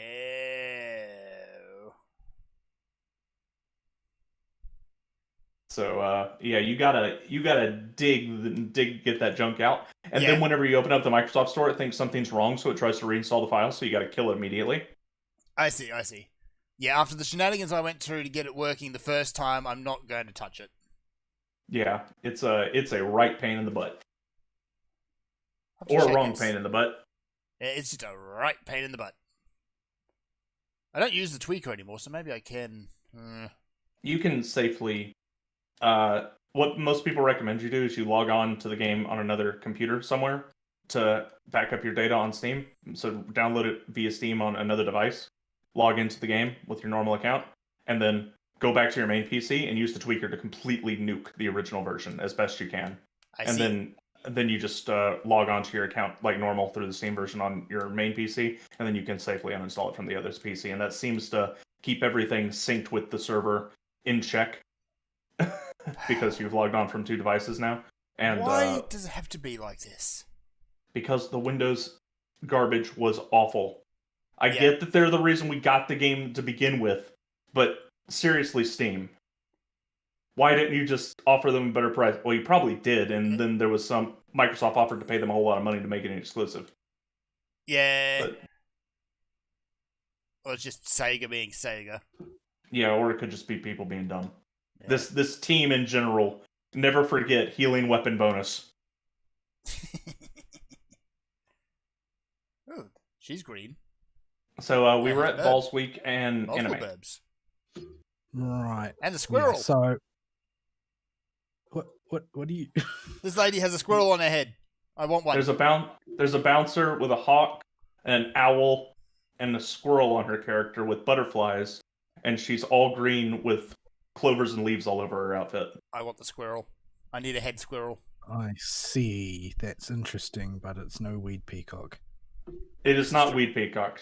No, it is definitely not the wee peacocks. Man, we're gonna have people that are literally just weed trees in the next game with 16 accessory slots. I mean, I have seen Weed Dragon, so yeah. Anyway, So, we yeah. should do a thing while we blather. Yeah, I was waiting for Vol to get out of his room. I just saw him running around. Let me invite him. Incidentally,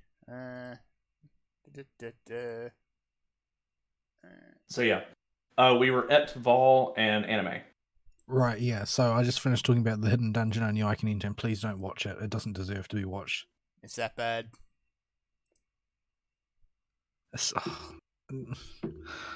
It's just so empty and hollow. It's designed to be fan service, but it's like completely unappealing.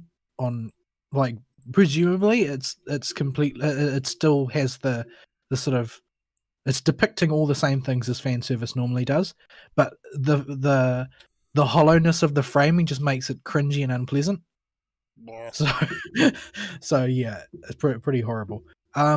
What is it? Is there anything else that I watched so far? I'm intending to watch a bunch more of the new stuff tonight, but what else was there?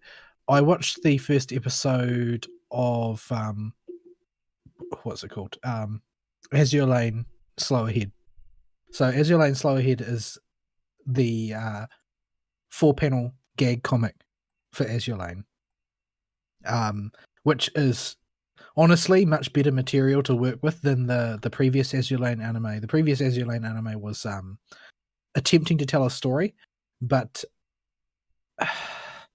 there are the mishmash of events and different timelines involved in Azure Lane is actually more confusing than the mishmash of events and timelines in the Fate universe. That's an achievement. Because there's no explanation for any of it. Like you can only determine in Azure Lane that an event happened in this timeline but not that timeline by context. You have to infer it. Nobody will ever tell you. I see.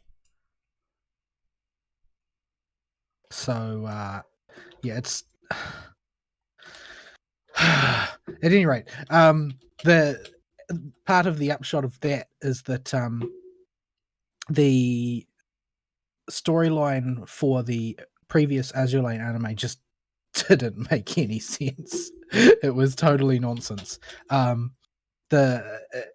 It tells a story, sure, but it doesn't fit in with any of the other stories in Azure Lane, so you can't really form any attachment to the story because it's not your Azure Lane. It's not familiar to you. It doesn't contain the things that are of concern to you as a player if you're a player of the game.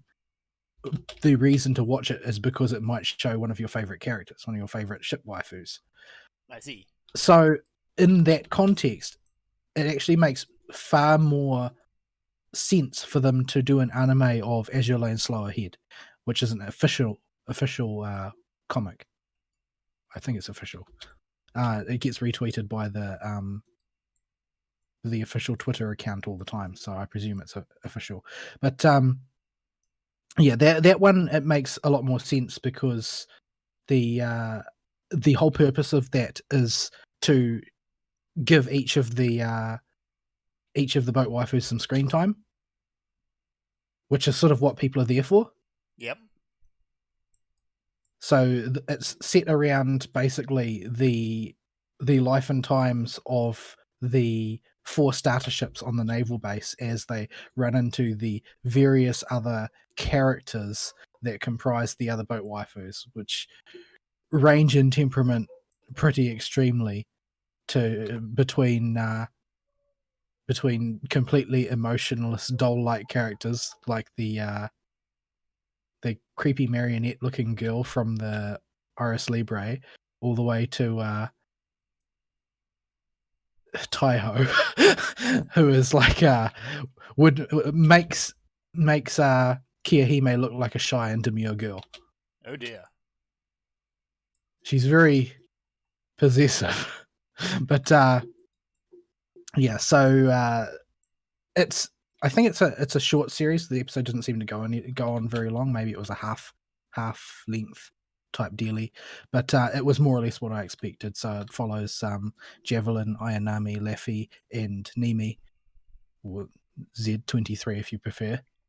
So all the characters call her Nimi rather than 23, except in the English localization of the mobile game and the larger scale sort of PC game of Azure Lane, which insist on localizing her nickname as Z for Z23. I see. As opposed to Nimi, which is what she's called in all of the Japanese language content. But at any rate, they since it's all voiced, you don't need to worry about what they're calling her. But yeah, it's more or less, there's nothing to report about it. It's only of value to people who like the Azure Lane characters. And I quit that game, not because the game did anything to me, but because there is just not enough time in the day to play multiple gacha games if you're trying to hold down a job. I'm sorry. Which is sad because I really liked it, but also I don't want to give any more money to China. And ultimately, it is a China game, I think. I'm pretty sure Yoastar makes it. Pretty sure it is, yeah. But yeah, which is sad. I mean, they did a HoloLive collab, which I wonder if they're going to strip that content from the game now. Mm. But I mean, it's all in the past. They'll never do another collab the way things are now. But yeah, I mean, Coco wasn't in it, so they might be. No. There's an overarching there's an iron wall now between China and HoloLive as a whole. They burned that bridge something. Oh fierce. right, they cut their whole Chinese branch. Yep. Yeah, they should have done from the beginning. It's all gone now. They took a stand, unlike so many other people. Yeah.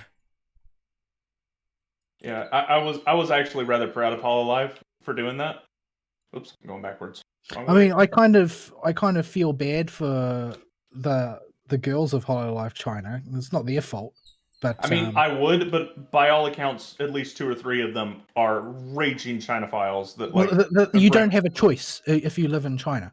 Yeah. You don't have a choice. You're brought up stewing in that environment. You've never known anything different. It's exactly the same in your country for, all those millennials raised in Democrat families who went to Democrat schools, aka all the schools. And they just think that, oh, well, if you don't have progressive views, it's because you're an evil person. I mean, and they don't question that because that's what they've grown up in, with no alternative narrative presented. And China's an entire country like that. It's not merely that you won't get an alternative message. It's that if anybody were to give you one, they would be killed for it. Yeah, I know. It's just they were saying really despicable things about some of the Japanese talent in some. I don't know if these screenshots were edited or not, but I remember one of the girls, the one with gray hair, I think, from the Chinese branch, was just being incredibly rude to the likes of Coco and them in her Chinese Twitter. Well, but then again, the Chinese come first over there. Yeah, I guess the Chinese government might have a personal investment in not liking Coco for some reason, since they seem to really not like Coco. I think Coco's easy to hate. Well, I don't particularly like her either. I think she's crass, but she's also American, so maybe it goes without saying. She's worse than that. She's Atlantan. So crass so she's comes with it. She's in the same league as Gucci Mane, basically. Oh my word! Yeah, chew on that one. I'd rather not. Yeah. So yeah, really gotta get we have how this class works. It's dumb. It's dumb. It's really dumb. I don't like it at all. Yeah, I sucked it up and just got it done. If you want to use a rifle, just use a rifle on a Ranger. On a Ranger. If you want to use a Katana Katana Braver is just better than Katana Phantom in terms of the way it all fits together and the sort of the way you play the game, and you've got more moves and they do cooler things. So it might involve significantly less spinning. Yeah, and it just everything feels way better. Spinning. Yeah, you do a whole lot of spinning around.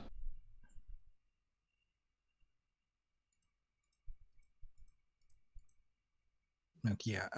So yeah, China destroys there. I was butt mad about the HoloLive event anyway because I didn't get Ayame.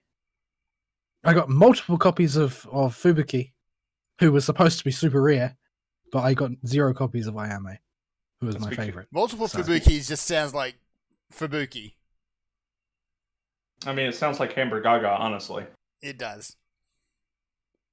There are many Fubukis in his videos whenever Fubuki appears. Yeah, so I hope you enjoy your little child of madness. But yeah, so there's that for Azurlane. I don't really think I did very much else during the week. Being an adult and all that, I don't really like it. I'm not very happy with it. It's not paying off. Not worth it. Never grow up. Become a hikikomori. Live in your pick an apartment, live there forever, and just forget the world. Yeah, it seems to work fine for Abo. Well, I'm not going to be mean to Abo. He said he is getting a job. Yeah, he's. I don't know where he's working. He said he was looking at a few places. I haven't talked to him about his job since. I would love to bring people onto a company that I own and have people that I trust work with me and set up my own business where I can manage everything.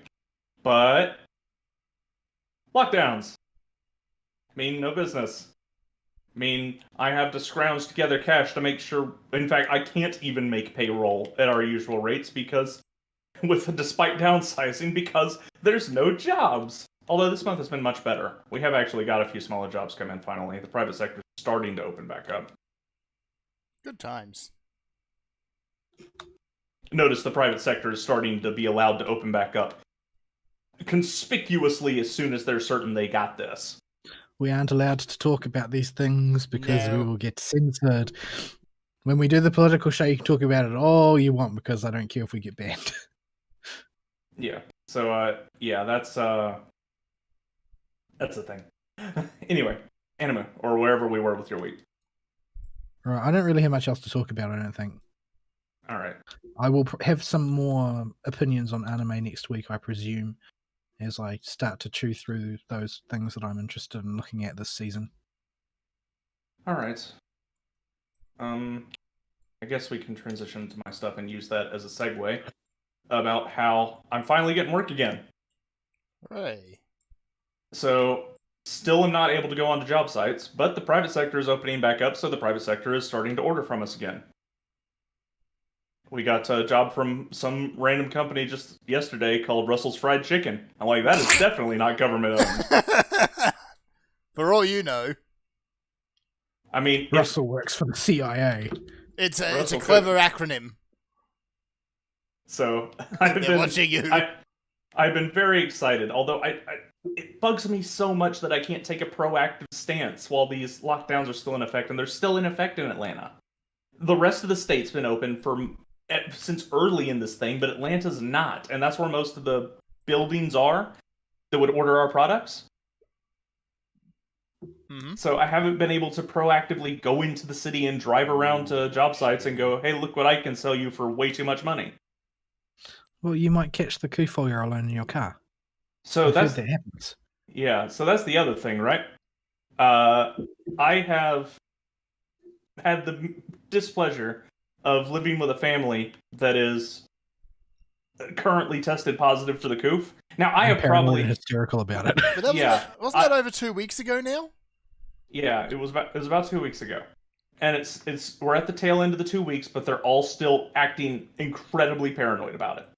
But now, I probably caught whatever the coof actually is many, many months ago and just didn't have very significant symptoms at some point, or it was probably just a case of the ick at best.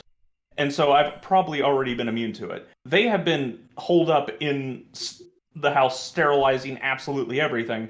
So they have not had very strong immune systems, is my current theory, that have been active and doing their job normally. So when they got it, they actually got sick. But it's just been the flu, and it only lasted about a week, if that. Most of their symptoms appear to be completely gone. And they disappeared a week ago. But they're still trying to quarantine, and they're freaking out that I'm going into... I gotta go to work. I can't just sit at the house when, I'm the accountant for the company and have to get taxes done every month. And have to sit there and write all the invoices and quotes. I need to be in there with all the documentation so I can look up whatever information that the people need. And I have to be there to go through our back closet and check the models and junk to know what we got in stock to quote people for parts. Like, I can't do that over the internet for a small independent company that doesn't have a inventory guide to make a database every single day. So they've been freaking out that I've been going to work. I'm like, you know what? The world doesn't stop because you got the flu. But you were always going to work, and you were always going to the post office and stuff. What's new? Nothing. They just have the coof now, so they think that I'm exposing the people that I work with to the coof, and I'm going to spread it, and that's irresponsible. At this point, it's probably not. And I have displayed no symptoms, and I avoid going near them at all unless they need me for something, because I will inevitably be asked, have you started showing symptoms yet? As though it's a foregone conclusion. Like, nope. Sorry. If you haven't by now, you're not going to. Yeah, I stayed up way too long for like 36 hours one time this past few weeks. And when I do that, my I have a chance of getting, especially during cold weather, uh, a tick where I'll start just swallowing, and it'll be a compulsive swallow reflex and make it so I have to sniff a lot with my tonsils getting stuck on the top of my mouth. And I was really concerned going around them or in the office that particular day because I knew it was just because I didn't sleep at all, and it's just a little physical tick I have, and it's not anything. But I'm like, they're gonna think this is a coof. Yes. Yeah, I tend to do that myself when it's cold weather when I'm lying in bed trying to fall asleep. That sometimes happens. I start compulsively swallowing. And the upshot of that is that in the morning I usually have a sore throat for the first 6 hours of the day or so. Yeah. That's an upshot, is it? Well, it's not a I positive say it was an upshot. upside. The upshot just means the end result. But yeah, so that and the thing is that sort of slight sore throat makes you want to clear your throat a lot. And if people hear you clearing your throat a lot when they're paranoid about the coof, well, you got the plague. I've gotten very good at whenever that happens, just finding ways to distract myself to make it go away. So, because the only thing you can do is just try and ignore it as best you can to make it go away. Because if you don't swallow for a bit, it gets just fine. So, yeah, that's been a concern. But when I've got home, I haven't wanted to talk to anybody or do anything. And that has continued. So yeah, I have continued my internet social isolation in just listening to audiobooks and playing PSO2. Yay for the hikikomori life. Yeah, it's I'll post where my classes have come along, and it's not that PSO2 is a particularly enthralling game or anything in this. PSO2 in fact has very little. This is what my current classes are in PSO2 that have just got drug along for the ride. Posted on the live show chat on the Discord. Oh. It's just that in the particular mood I'm in, I decided I really wanted to re-listen to a different audiobook series than Dresden. And that audiobook series is Monster Hunter International. Yeah. It seemed to fit my current mood very, very well. So why is there a level 95 bouncer in this version of the quest? I just realized this guy's been level capped. Yeah. Maybe he's just desperately trying to farm up them cubes. Well, maybe. You get EX cubes in the highest version. You get them. Yeah, but maybe he didn't realize which version he clicked on.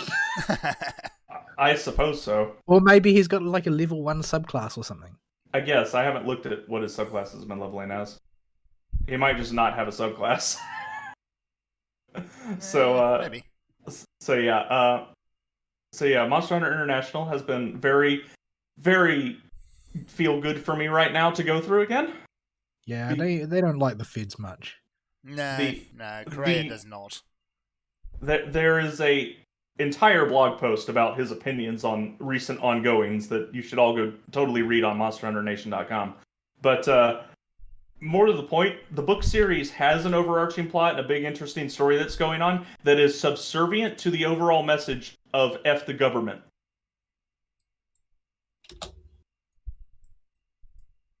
So it has been a very appropriate series for my current mindset, and I've actually been really enjoying going through it again. Especially seeing the irony of whenever he tries to humanize characters in the government to make it seem the very few times he does, because I'm just like, nah, let's go back to the old way. Well, he humanizes one, but he's still an unapologetic dick about things. Oh, he tries to give justifications for their reasons, but they're all really petty or dumb, and these people are just generally bully type people that work in federal government in Monster Hunter. Yeah. Wasn't Frank a Fed? Yeah, Frank's is a Fed, but Frank's is also, well, he's Frankenstein's monster.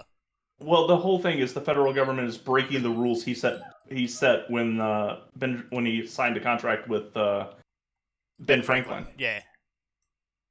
So I'm up to Alpha, so the third book. Yeah, Nemesis Alpha is what that book is all about. Yeah, that's the 5th book, I think. And Alpha is 6, I think. still yeah, something like that. No, it comes before Siege. Because Because Stark is taken over by the time of Siege, and that happens in Nemesis. Oh, that's right. So it's the 5th book. But I'm on the 3rd book, and Alpha is still a really wonkily written book. It really is. The content in the book is fine. It's too jarring to jump from Owen's head to a third-person narrative, and then the way it's written, it's clear that Korea doesn't quite grasp third-person as well as first-person with these characters. Yeah. Like, does he ever repeat that approach? I don't remember if another book is third person or not. I think Nemesis might be, but Nemesis is much better. No, I think Nemesis is first person. Yeah, it might be first person Franks, but yeah, it is. Yeah. But yeah, Siege is first person. The one with Julie that just came out last year was first person. It was first person Julie. And then third person Mr. Trashbags. Yeah. Well, first person in the 2nd book, the way he jumps characters is Owen can literally jump into the heads of characters and relive their memories. That's the Wuju magic in the 2nd book. Mm. So that's how we get the Mr. Trashbags POV. So it's still Owen. It's weird. Yeah, do not jump into the head of a Shoggoth, people. But he's a friendly Shoggoth. I'm just checking in and see how the next book on the line's coming along.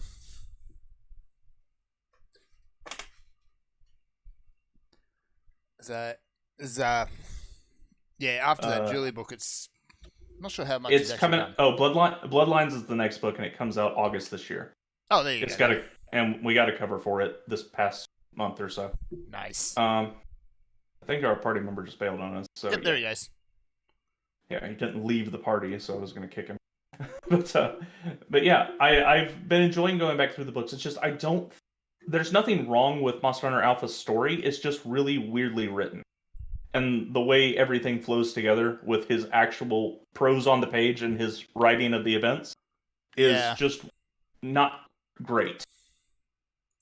The story itself is fine. What's happening there is interesting and good world building and good story content. It's not written very well. Yeah, I think there's a few wonky events that happen in there as well, but yeah, well, there's his little Earl needs a girlfriend, so we got to make her a Mary Sue with that book too going on. Yeah, that's the big one. At least he wrote her off as not being able to get away with it at the end. Mm-hmm. But she still comes off as very Sue-tastic. Yeah, like she has a couple of dark moments, but then she's like, and suddenly she's in charge of her werewolf powers because reasons. Yeah, like half the book, the start of every single chapter is chronicling Earl's journey in first person is an excerpt from his journal of how he learned to control his werewolf powers and how the rigorous training and stress he had to go through to do it. It took him a lot of time, a lot of mistakes, and a little bit of head would you going on there. You know, it was mostly him living alone on a deserted island, forcing himself to change over and over and over again, so until he could get it under control. And the first part of every chapter is an excerpt from his journal showing how much trouble Earl has to go through to get this under control, and then Heather can just do it. Yeah. She's just perfectly in control right from the get-go, aside from that first time. Pretty Mary Sue 101 right there. Yeah. Yeah, so at least she doesn't get away with it at the end of the book. She gets put under I'm not even sure what you would call it, a forced conscription by Stark. Yeah, that's probably a good way to put it. So, yeah, you can do all this stuff, but now you're just going to be a minion of Stark. So at least she doesn't get away with it. She doesn't get to stay with Earl and be his perpetual girlfriend. She's set up like an in reward if Earl manages to survive until the end of the series. Yeah, although she does pop up later in the series again. Yeah, but it's her on field missions under the control of Stark. Yeah. So she's acting in a pseudo-antagonistic role. She doesn't want to be, but she is. I'm actually glad that Strickland gets drummed out, though. As a character, Freaking- he's just cartoonishly evil. Yeah.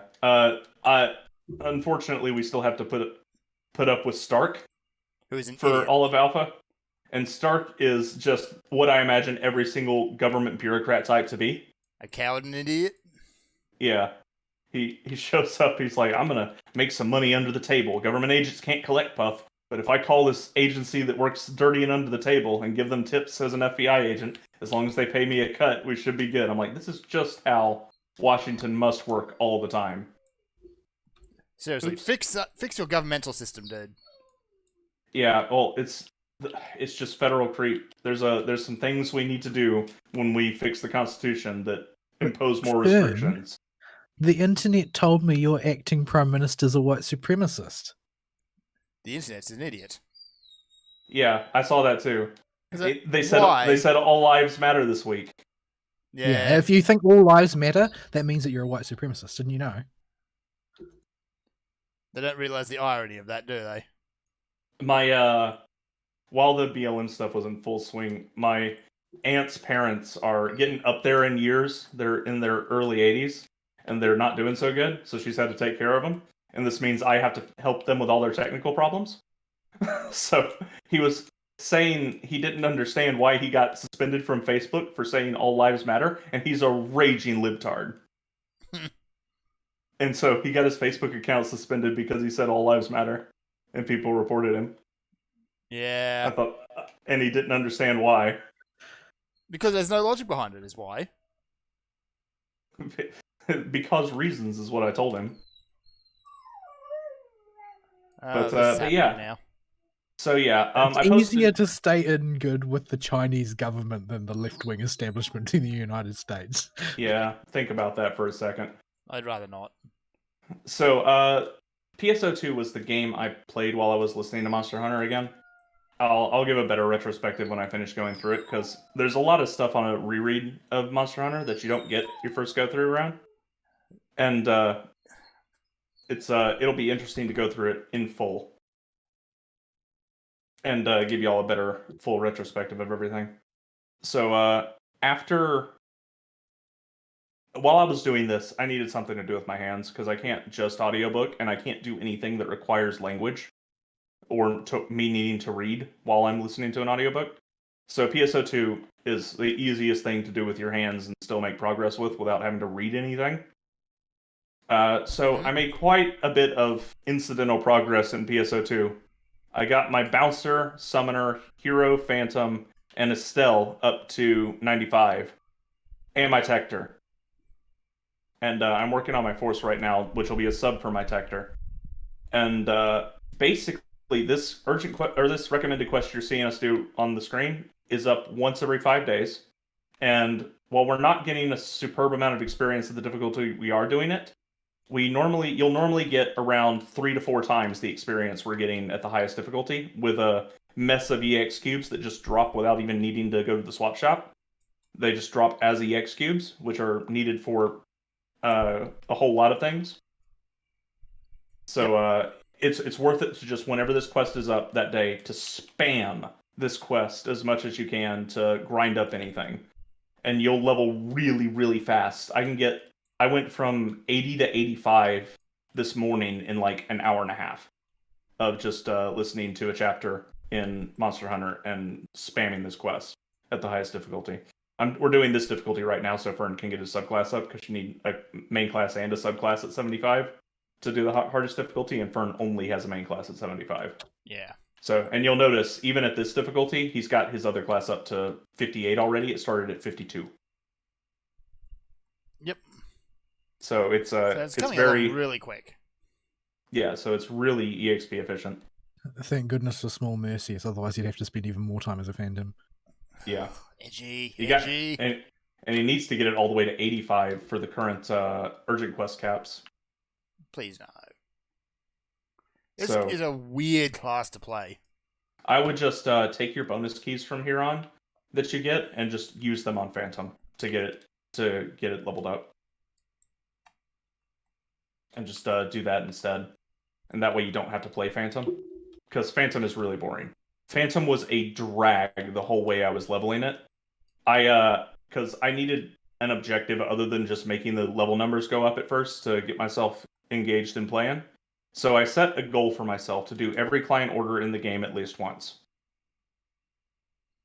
And this obviously you can't do all at once because some of them are dailies and some of them are weeklies, and they go on rotations. Like the alliance orders are on weekly rotations and the daily orders are daily. So it took me a while to make progress in this. And eventually I got everything except for the rare monster batch. And that was my goal until that took me 2 or 3 weeks of just playing and listening to audiobooks to finish. And what I would do is I would go into Advanced Quests, because Advanced Quests have the PSE passive to increase chance of rare monster spawning. So I would just run Advanced Quests over and over again while listening to audiobooks and for whatever rares I needed, and just kept going through. And then I got stuck. I would have finished it a week and a half ago and done it in about 2 days. But there was one rare monster, Falvabris's rare version, Falrinus, or Dark Lindis in the Japanese version, that is impossible to find because the information about him on the internet was wrong until I went and fixed it. So he can spawn in the desert, in the ultra hard version of the desert that's just came out, but it's incredibly rare. He has a much higher spawn rate in wherever the dungeon you fight Big Varder's called, in the underground area. The underground facility. Yeah, underground tunnels or something like that. Underground shafts.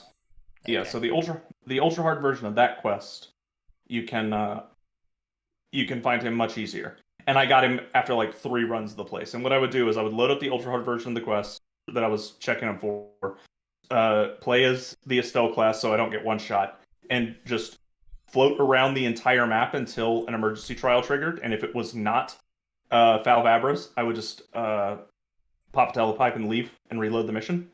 Mm-hmm. And I finally got him after like 3 attempts of this. So this annoyed me to no end because I was doing things like spamming quest triggers to try and get him because it was the last client order that was a consistent client order that I needed to get to get them all done. And he just would not spawn. You can pop all the despair triggers and all the mining based defense ends you want, and he just will not spawn as a rare. The rate is so low it's not even funny in those quests to get him as a rare spawn, even if he's a guaranteed spawn at certain waves in those. So those weren't working. He wasn't popping in desert. I got plenty of Falvabrises, but the rate is incredibly low. And I went into underground tunnels and got him on like my 3rd load of the map. And then after I killed him and walked forward a little bit, he spawned again as a rare.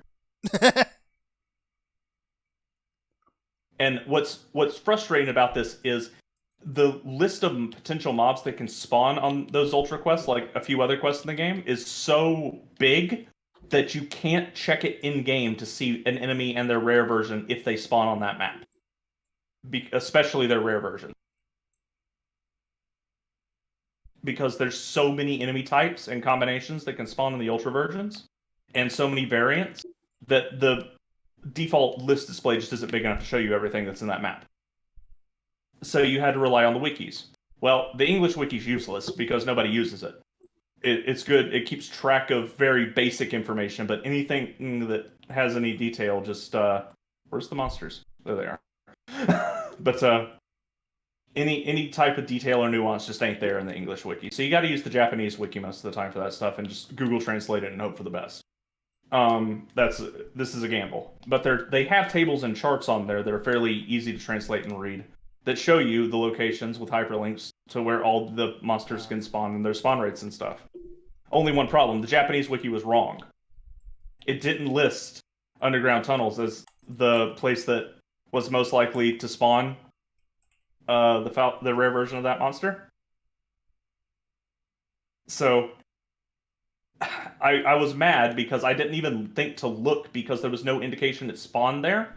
So the first thing I did after I found this stupid thing was go on the Japanese wiki, Google the characters that were and using the rest of the wiki as a reference, that I would need to submit a change, made an account, had to wait for it to get authenticated, and then made changes to both that monster's enemy page and the Ultra Underground Shafts page to submit as a change to the wiki for that this is where you can find this stupid thing. Now, they accepted whatever I sent for the pay, because the Japanese wiki is apparently very heavily moderated. It's not a Western wiki. You can't just go in there and edit it willy-nilly. Well, it's not a wiki at all.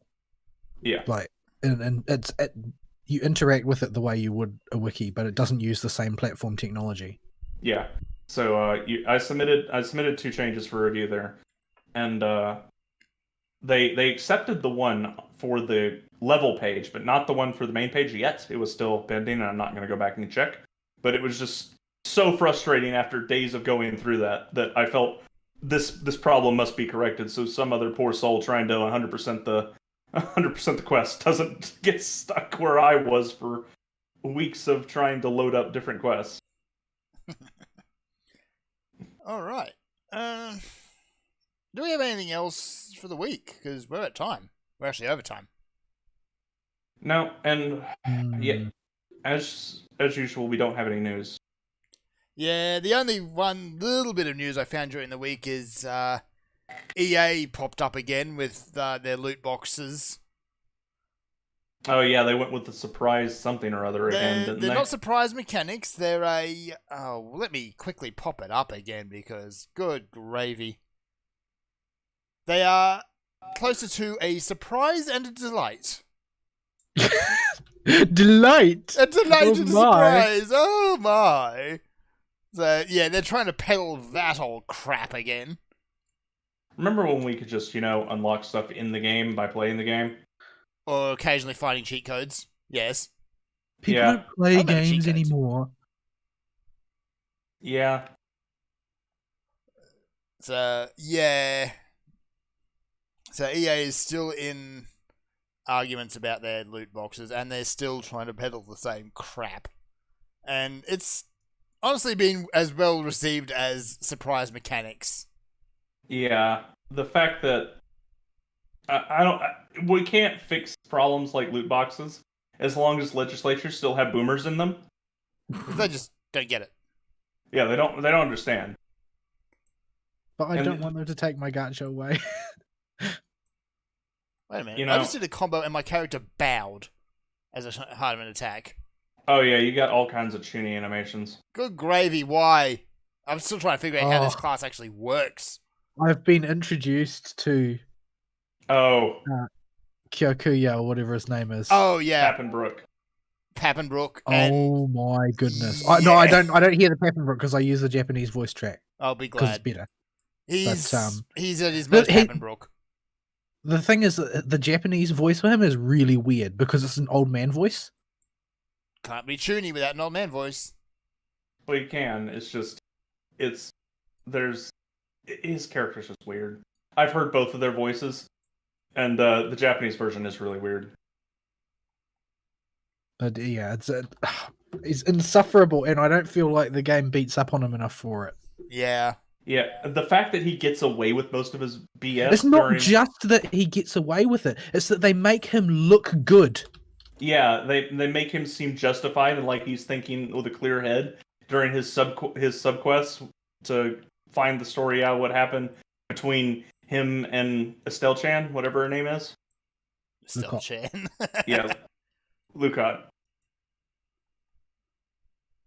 Like, I was really put off by that whole storyline. It's like, no, he was actually just being an asshole. That's what he was doing. Yeah, You can't then just retroactively justify it later and say, oh, well, all along he had her best interests at heart. He was just being a total cock the entire he time. knocked her cookies off the table, man. Have you got to that part yet? Yeah. Cookies are serious business, you know. They play it with the biggest drama in the world. Well, the thing is that it would have been more effective if he'd broken character for like even a split second. But no, But no. He's a toonie, and being a toonie is always the right thing to do, and it makes you look better in the long term and get all the ladies and etc. etc. Like it's like the guy that wrote it is a toonie as well, or something. Yeah. Maybe. Yeah, if you act like that in real life, all you do is you look like a twat. It was You're not- pure cringe. Like I felt like the big problem is they've set him up as the counterpart for Stratos, right? Mhm. But Stratos has both her victories and her defeats, and she has her way of living her life sometimes works out for her and sometimes it doesn't. But that doesn't apply to the Phantom guy. And He just lets everything go his way all the time. not to mention his lack of his interactions or lack of interactions with the rest of the cast. Like Io has a good moment with him because she doesn't have to interact with him for her bit, because poor Io gets conscripted every time there's a new class to help promote it, and there's an entire subquest of Io standing around waiting on Chuny Boy to come ask her to be a promoter for the new class and wondering what ridiculous outfit she's going to have to wear, and he just never shows up, and the entire cast is baffled that he gets away with having this class exist without advertising it. Although, I mean, there are that many Chunies working for Arcs, I guess. But I don't know. Well, it's Get just- him Holt exists. Oh, he's not a Chuny, he's just a douche. Is just a No, douche, I suppose. he's just a very angry man. Very, very angry man. But yeah, I'm not a fan of a bunch of the stuff I don't like him at all. I don't like the class. I don't like the way it's shifting feels. It doesn't feel anywhere near as good as like Bouncer or Peppenbrook. Yeah, I don't like Pappenbrook. I think Bouncer and Estelle do the shifted photon art mechanic way better. I don't. Yeah, I actually didn't have too much difficulty adapting to it on Etoile, but I could not do it for Phantom. It didn't work for me. I don't know why. It's the same mechanic essentially, but I was just bad, like more bad than normal. That is. It frustrated me so bad that I went and shifted, got the stupid ring for Phantom that changes it so you don't have to push the button and can just do it off of a dodge. It's just after you dodge, if you do a photon art, it goes into its shifted version. Okay. Is that better? It makes it more manageable because your hands aren't dancing around the buttons as hard if you have a controller, but it still doesn't feel very good.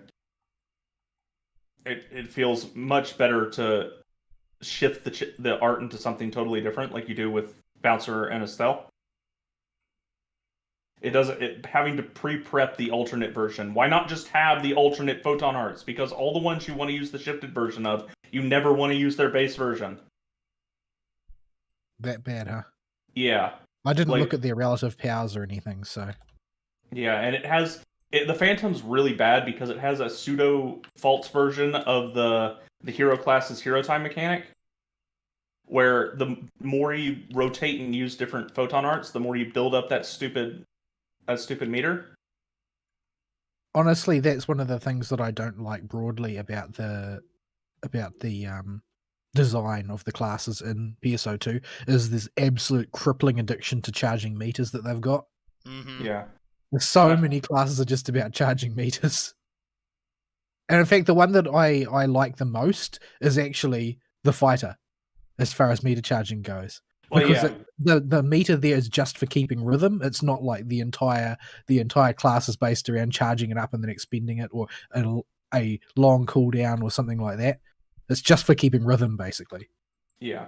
Oh, for some reason I had to play fighter. Oh, right. Some client orders required it. So I happened to have a pair of fist weapons laying around that I could equip. So I equipped those for doing those client orders. And they actually have fixed Knuckles and my biggest problem with fist weapons in these latest patches. They've given them a proper gap closer and mobility move, so they can actually get around now. And they've fixed a bunch of the photon arts with their custom versions, so that when you use them, they chain together easier and have a bigger window for connecting. So you don't have to count your rhythm as hard, because the counting and keeping the rhythm with fighter was way too tight originally. Yeah, if you were distracted for like a tenth of a second, you was definitely going to screw up and go back to square one.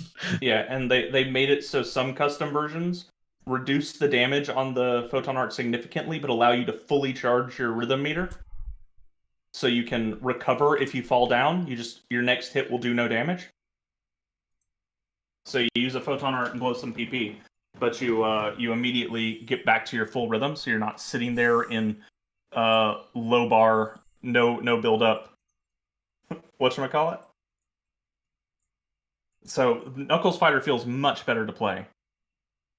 Oh, and I did poke at the crafting a little bit to see what it's all about, and it is a pain in the butt, and I hope you have either millions of Meseta or a million, like seriously over a million PA fragments just laying around.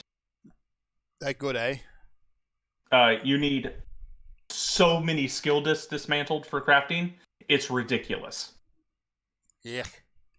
Because like right now I'm using enhanced versions of Shifter and D-Band. Just to unlock these, I probably had to spend 2,000 Technique PA fragments each. Good gravy.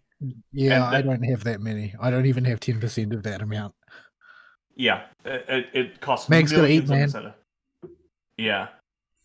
So I bought a lot of PA fragments and blew my entire back supply of EX cubes on PA fragment technique to be able to cast better shifters, D-bands, and heals when I was playing Tector. And now do you have to spam create things until you get good ones? Is that how that works? It's even worse. Okay, so you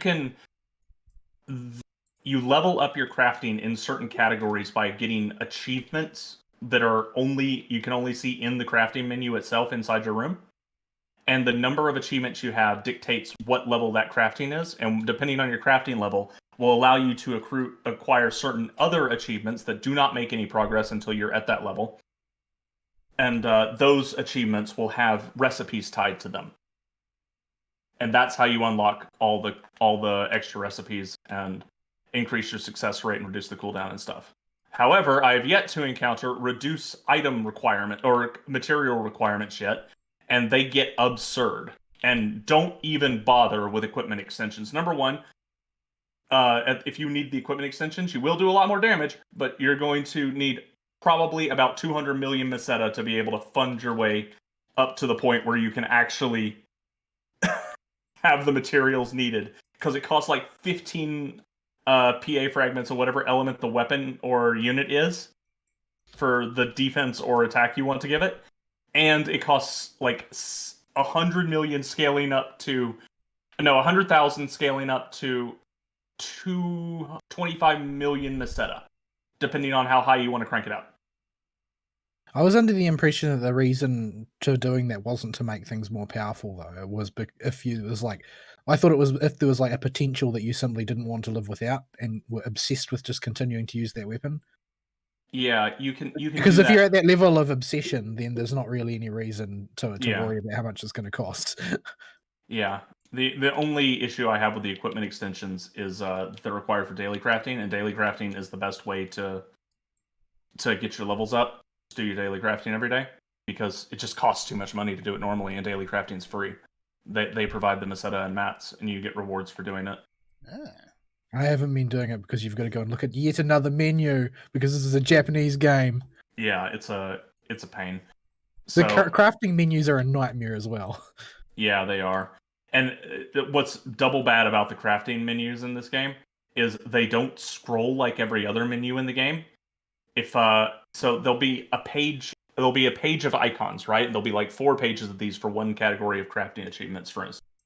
But if you scroll to the right all the way across a row, when you hit right again, where would you expect the cursor to go? Down to the row below it, right? Like anything that makes any kind of common sense. No, you go to the next page. Right.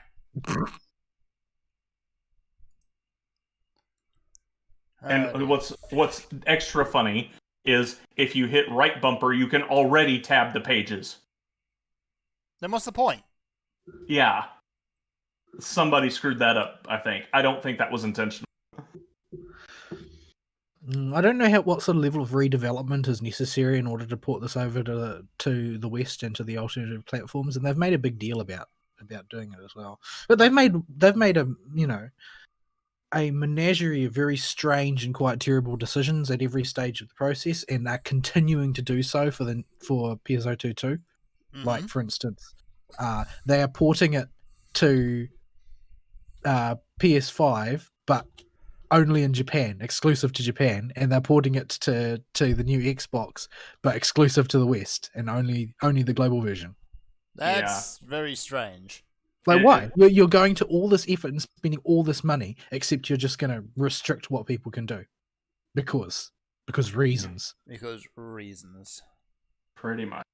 So yeah, that's been where I've been at with PSO2, and it's just been something to do with my hands, because I can't just listen to an audiobook. I can't just read something anymore. I feel like my hands will start grabbing stuff on my desk and playing with it if I don't have anything to do, and it makes real good hand fodder to do something. Yeah. I seem to have that problem. I tend to listen to audio books at work more often than not, thankfully. Well, you have a car to drive in, and the road doesn't require the language center of your brain to be occupied. Yeah. So you can audiobook all day long.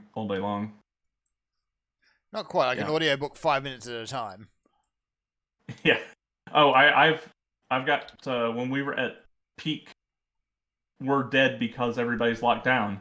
I was turning on like all kinds of junk for The Office to listen to. Oh no.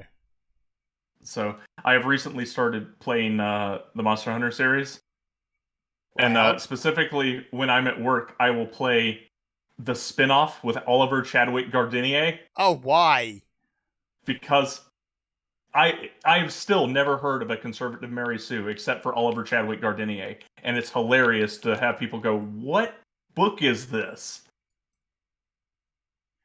Was it written intentionally to be that way? I'm not sure, because it was mostly written by Korea's friend, with Korea making sure everything fit inside Monster Hunter continuity. Did you just ride off on your launcher? Yeah, that's Rocket Rodeo. Ah, I see. That's what else would I use a launcher for? Not for killing things. The launcher is for dealing with packs of mobs and Rocket Rodeo. The only reason I'm not changing away from it is that the amount of time it takes to change a weapon, everybody would leave me behind. Yeah. No kidding.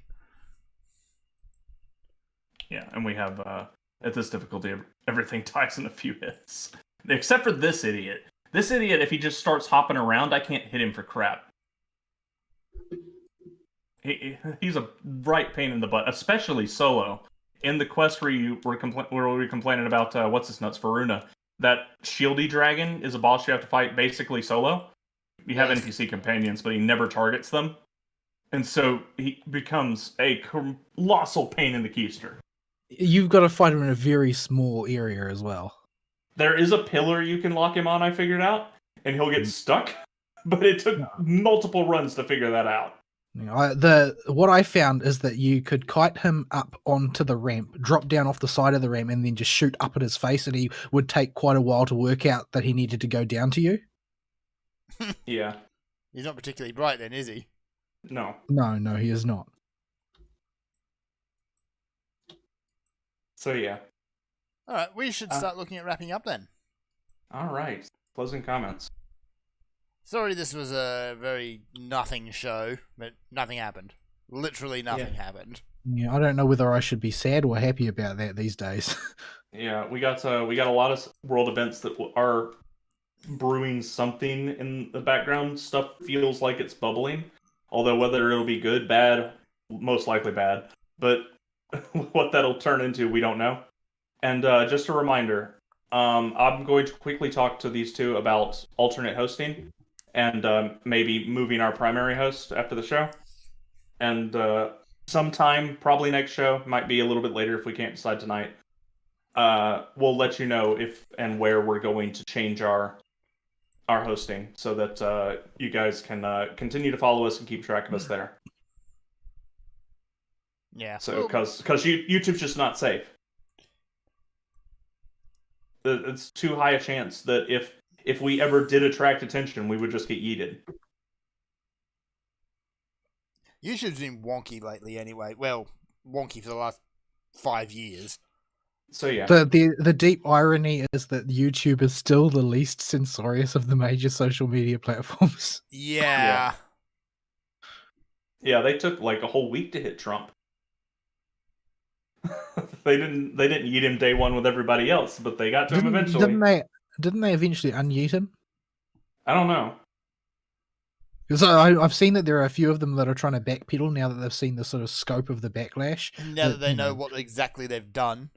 When they saw their literally demonstrated that they are willing to simply cut off the communication of the President of the United States. And a lot of people just decided, well, that means that you're basically an untrustworthy tyrant. Yeah, and more to the point, all of their stocks didn't just tank; they completely obliterated, like 20% or more. I think Twitter was down 25% last I looked, but it's been a little bit. Like, did these people not think that this kind of blow up would happen? If you're providing a service and all of a sudden people you're saying we'll just ban anybody for any reason and our service is not consistent. Did you not think people would stop using your product and investors would pull out? What do you think would happen? I'm pretty sure they all think that they're just protagonists and that they have plot armor. So as long as they're doing the righteous thing, nothing bad will ever happen to them. No, it doesn't work that way. Yeah, sorry. In the real world, you're a villain to somebody. No matter what you do, just by existing. So yeah, we're going to be paying very close attention to that. Stay mindful, be nimble navigators of the internet. Keep in check what you say, and bear in mind the consequences of saying what you will. And just do your best out there, and we'll keep y'all up to date on how we're going to stay avoiding all of the tomfoolery going on. Yep. We're just going to drag things out to the end of this quest. Yep. So, since we kill darkness again, we'll call it there. I've gotten a whopping 2 levels from this difficulty already, at least. As for next week's show, we'll hopefully either have some content or we'll figure out a thing we'll properly do. Yeah, this is just something to put on the screen and do with our hands. That doesn't require a whole lot of thought. Yeah. Whoosh, Rocket Dragon.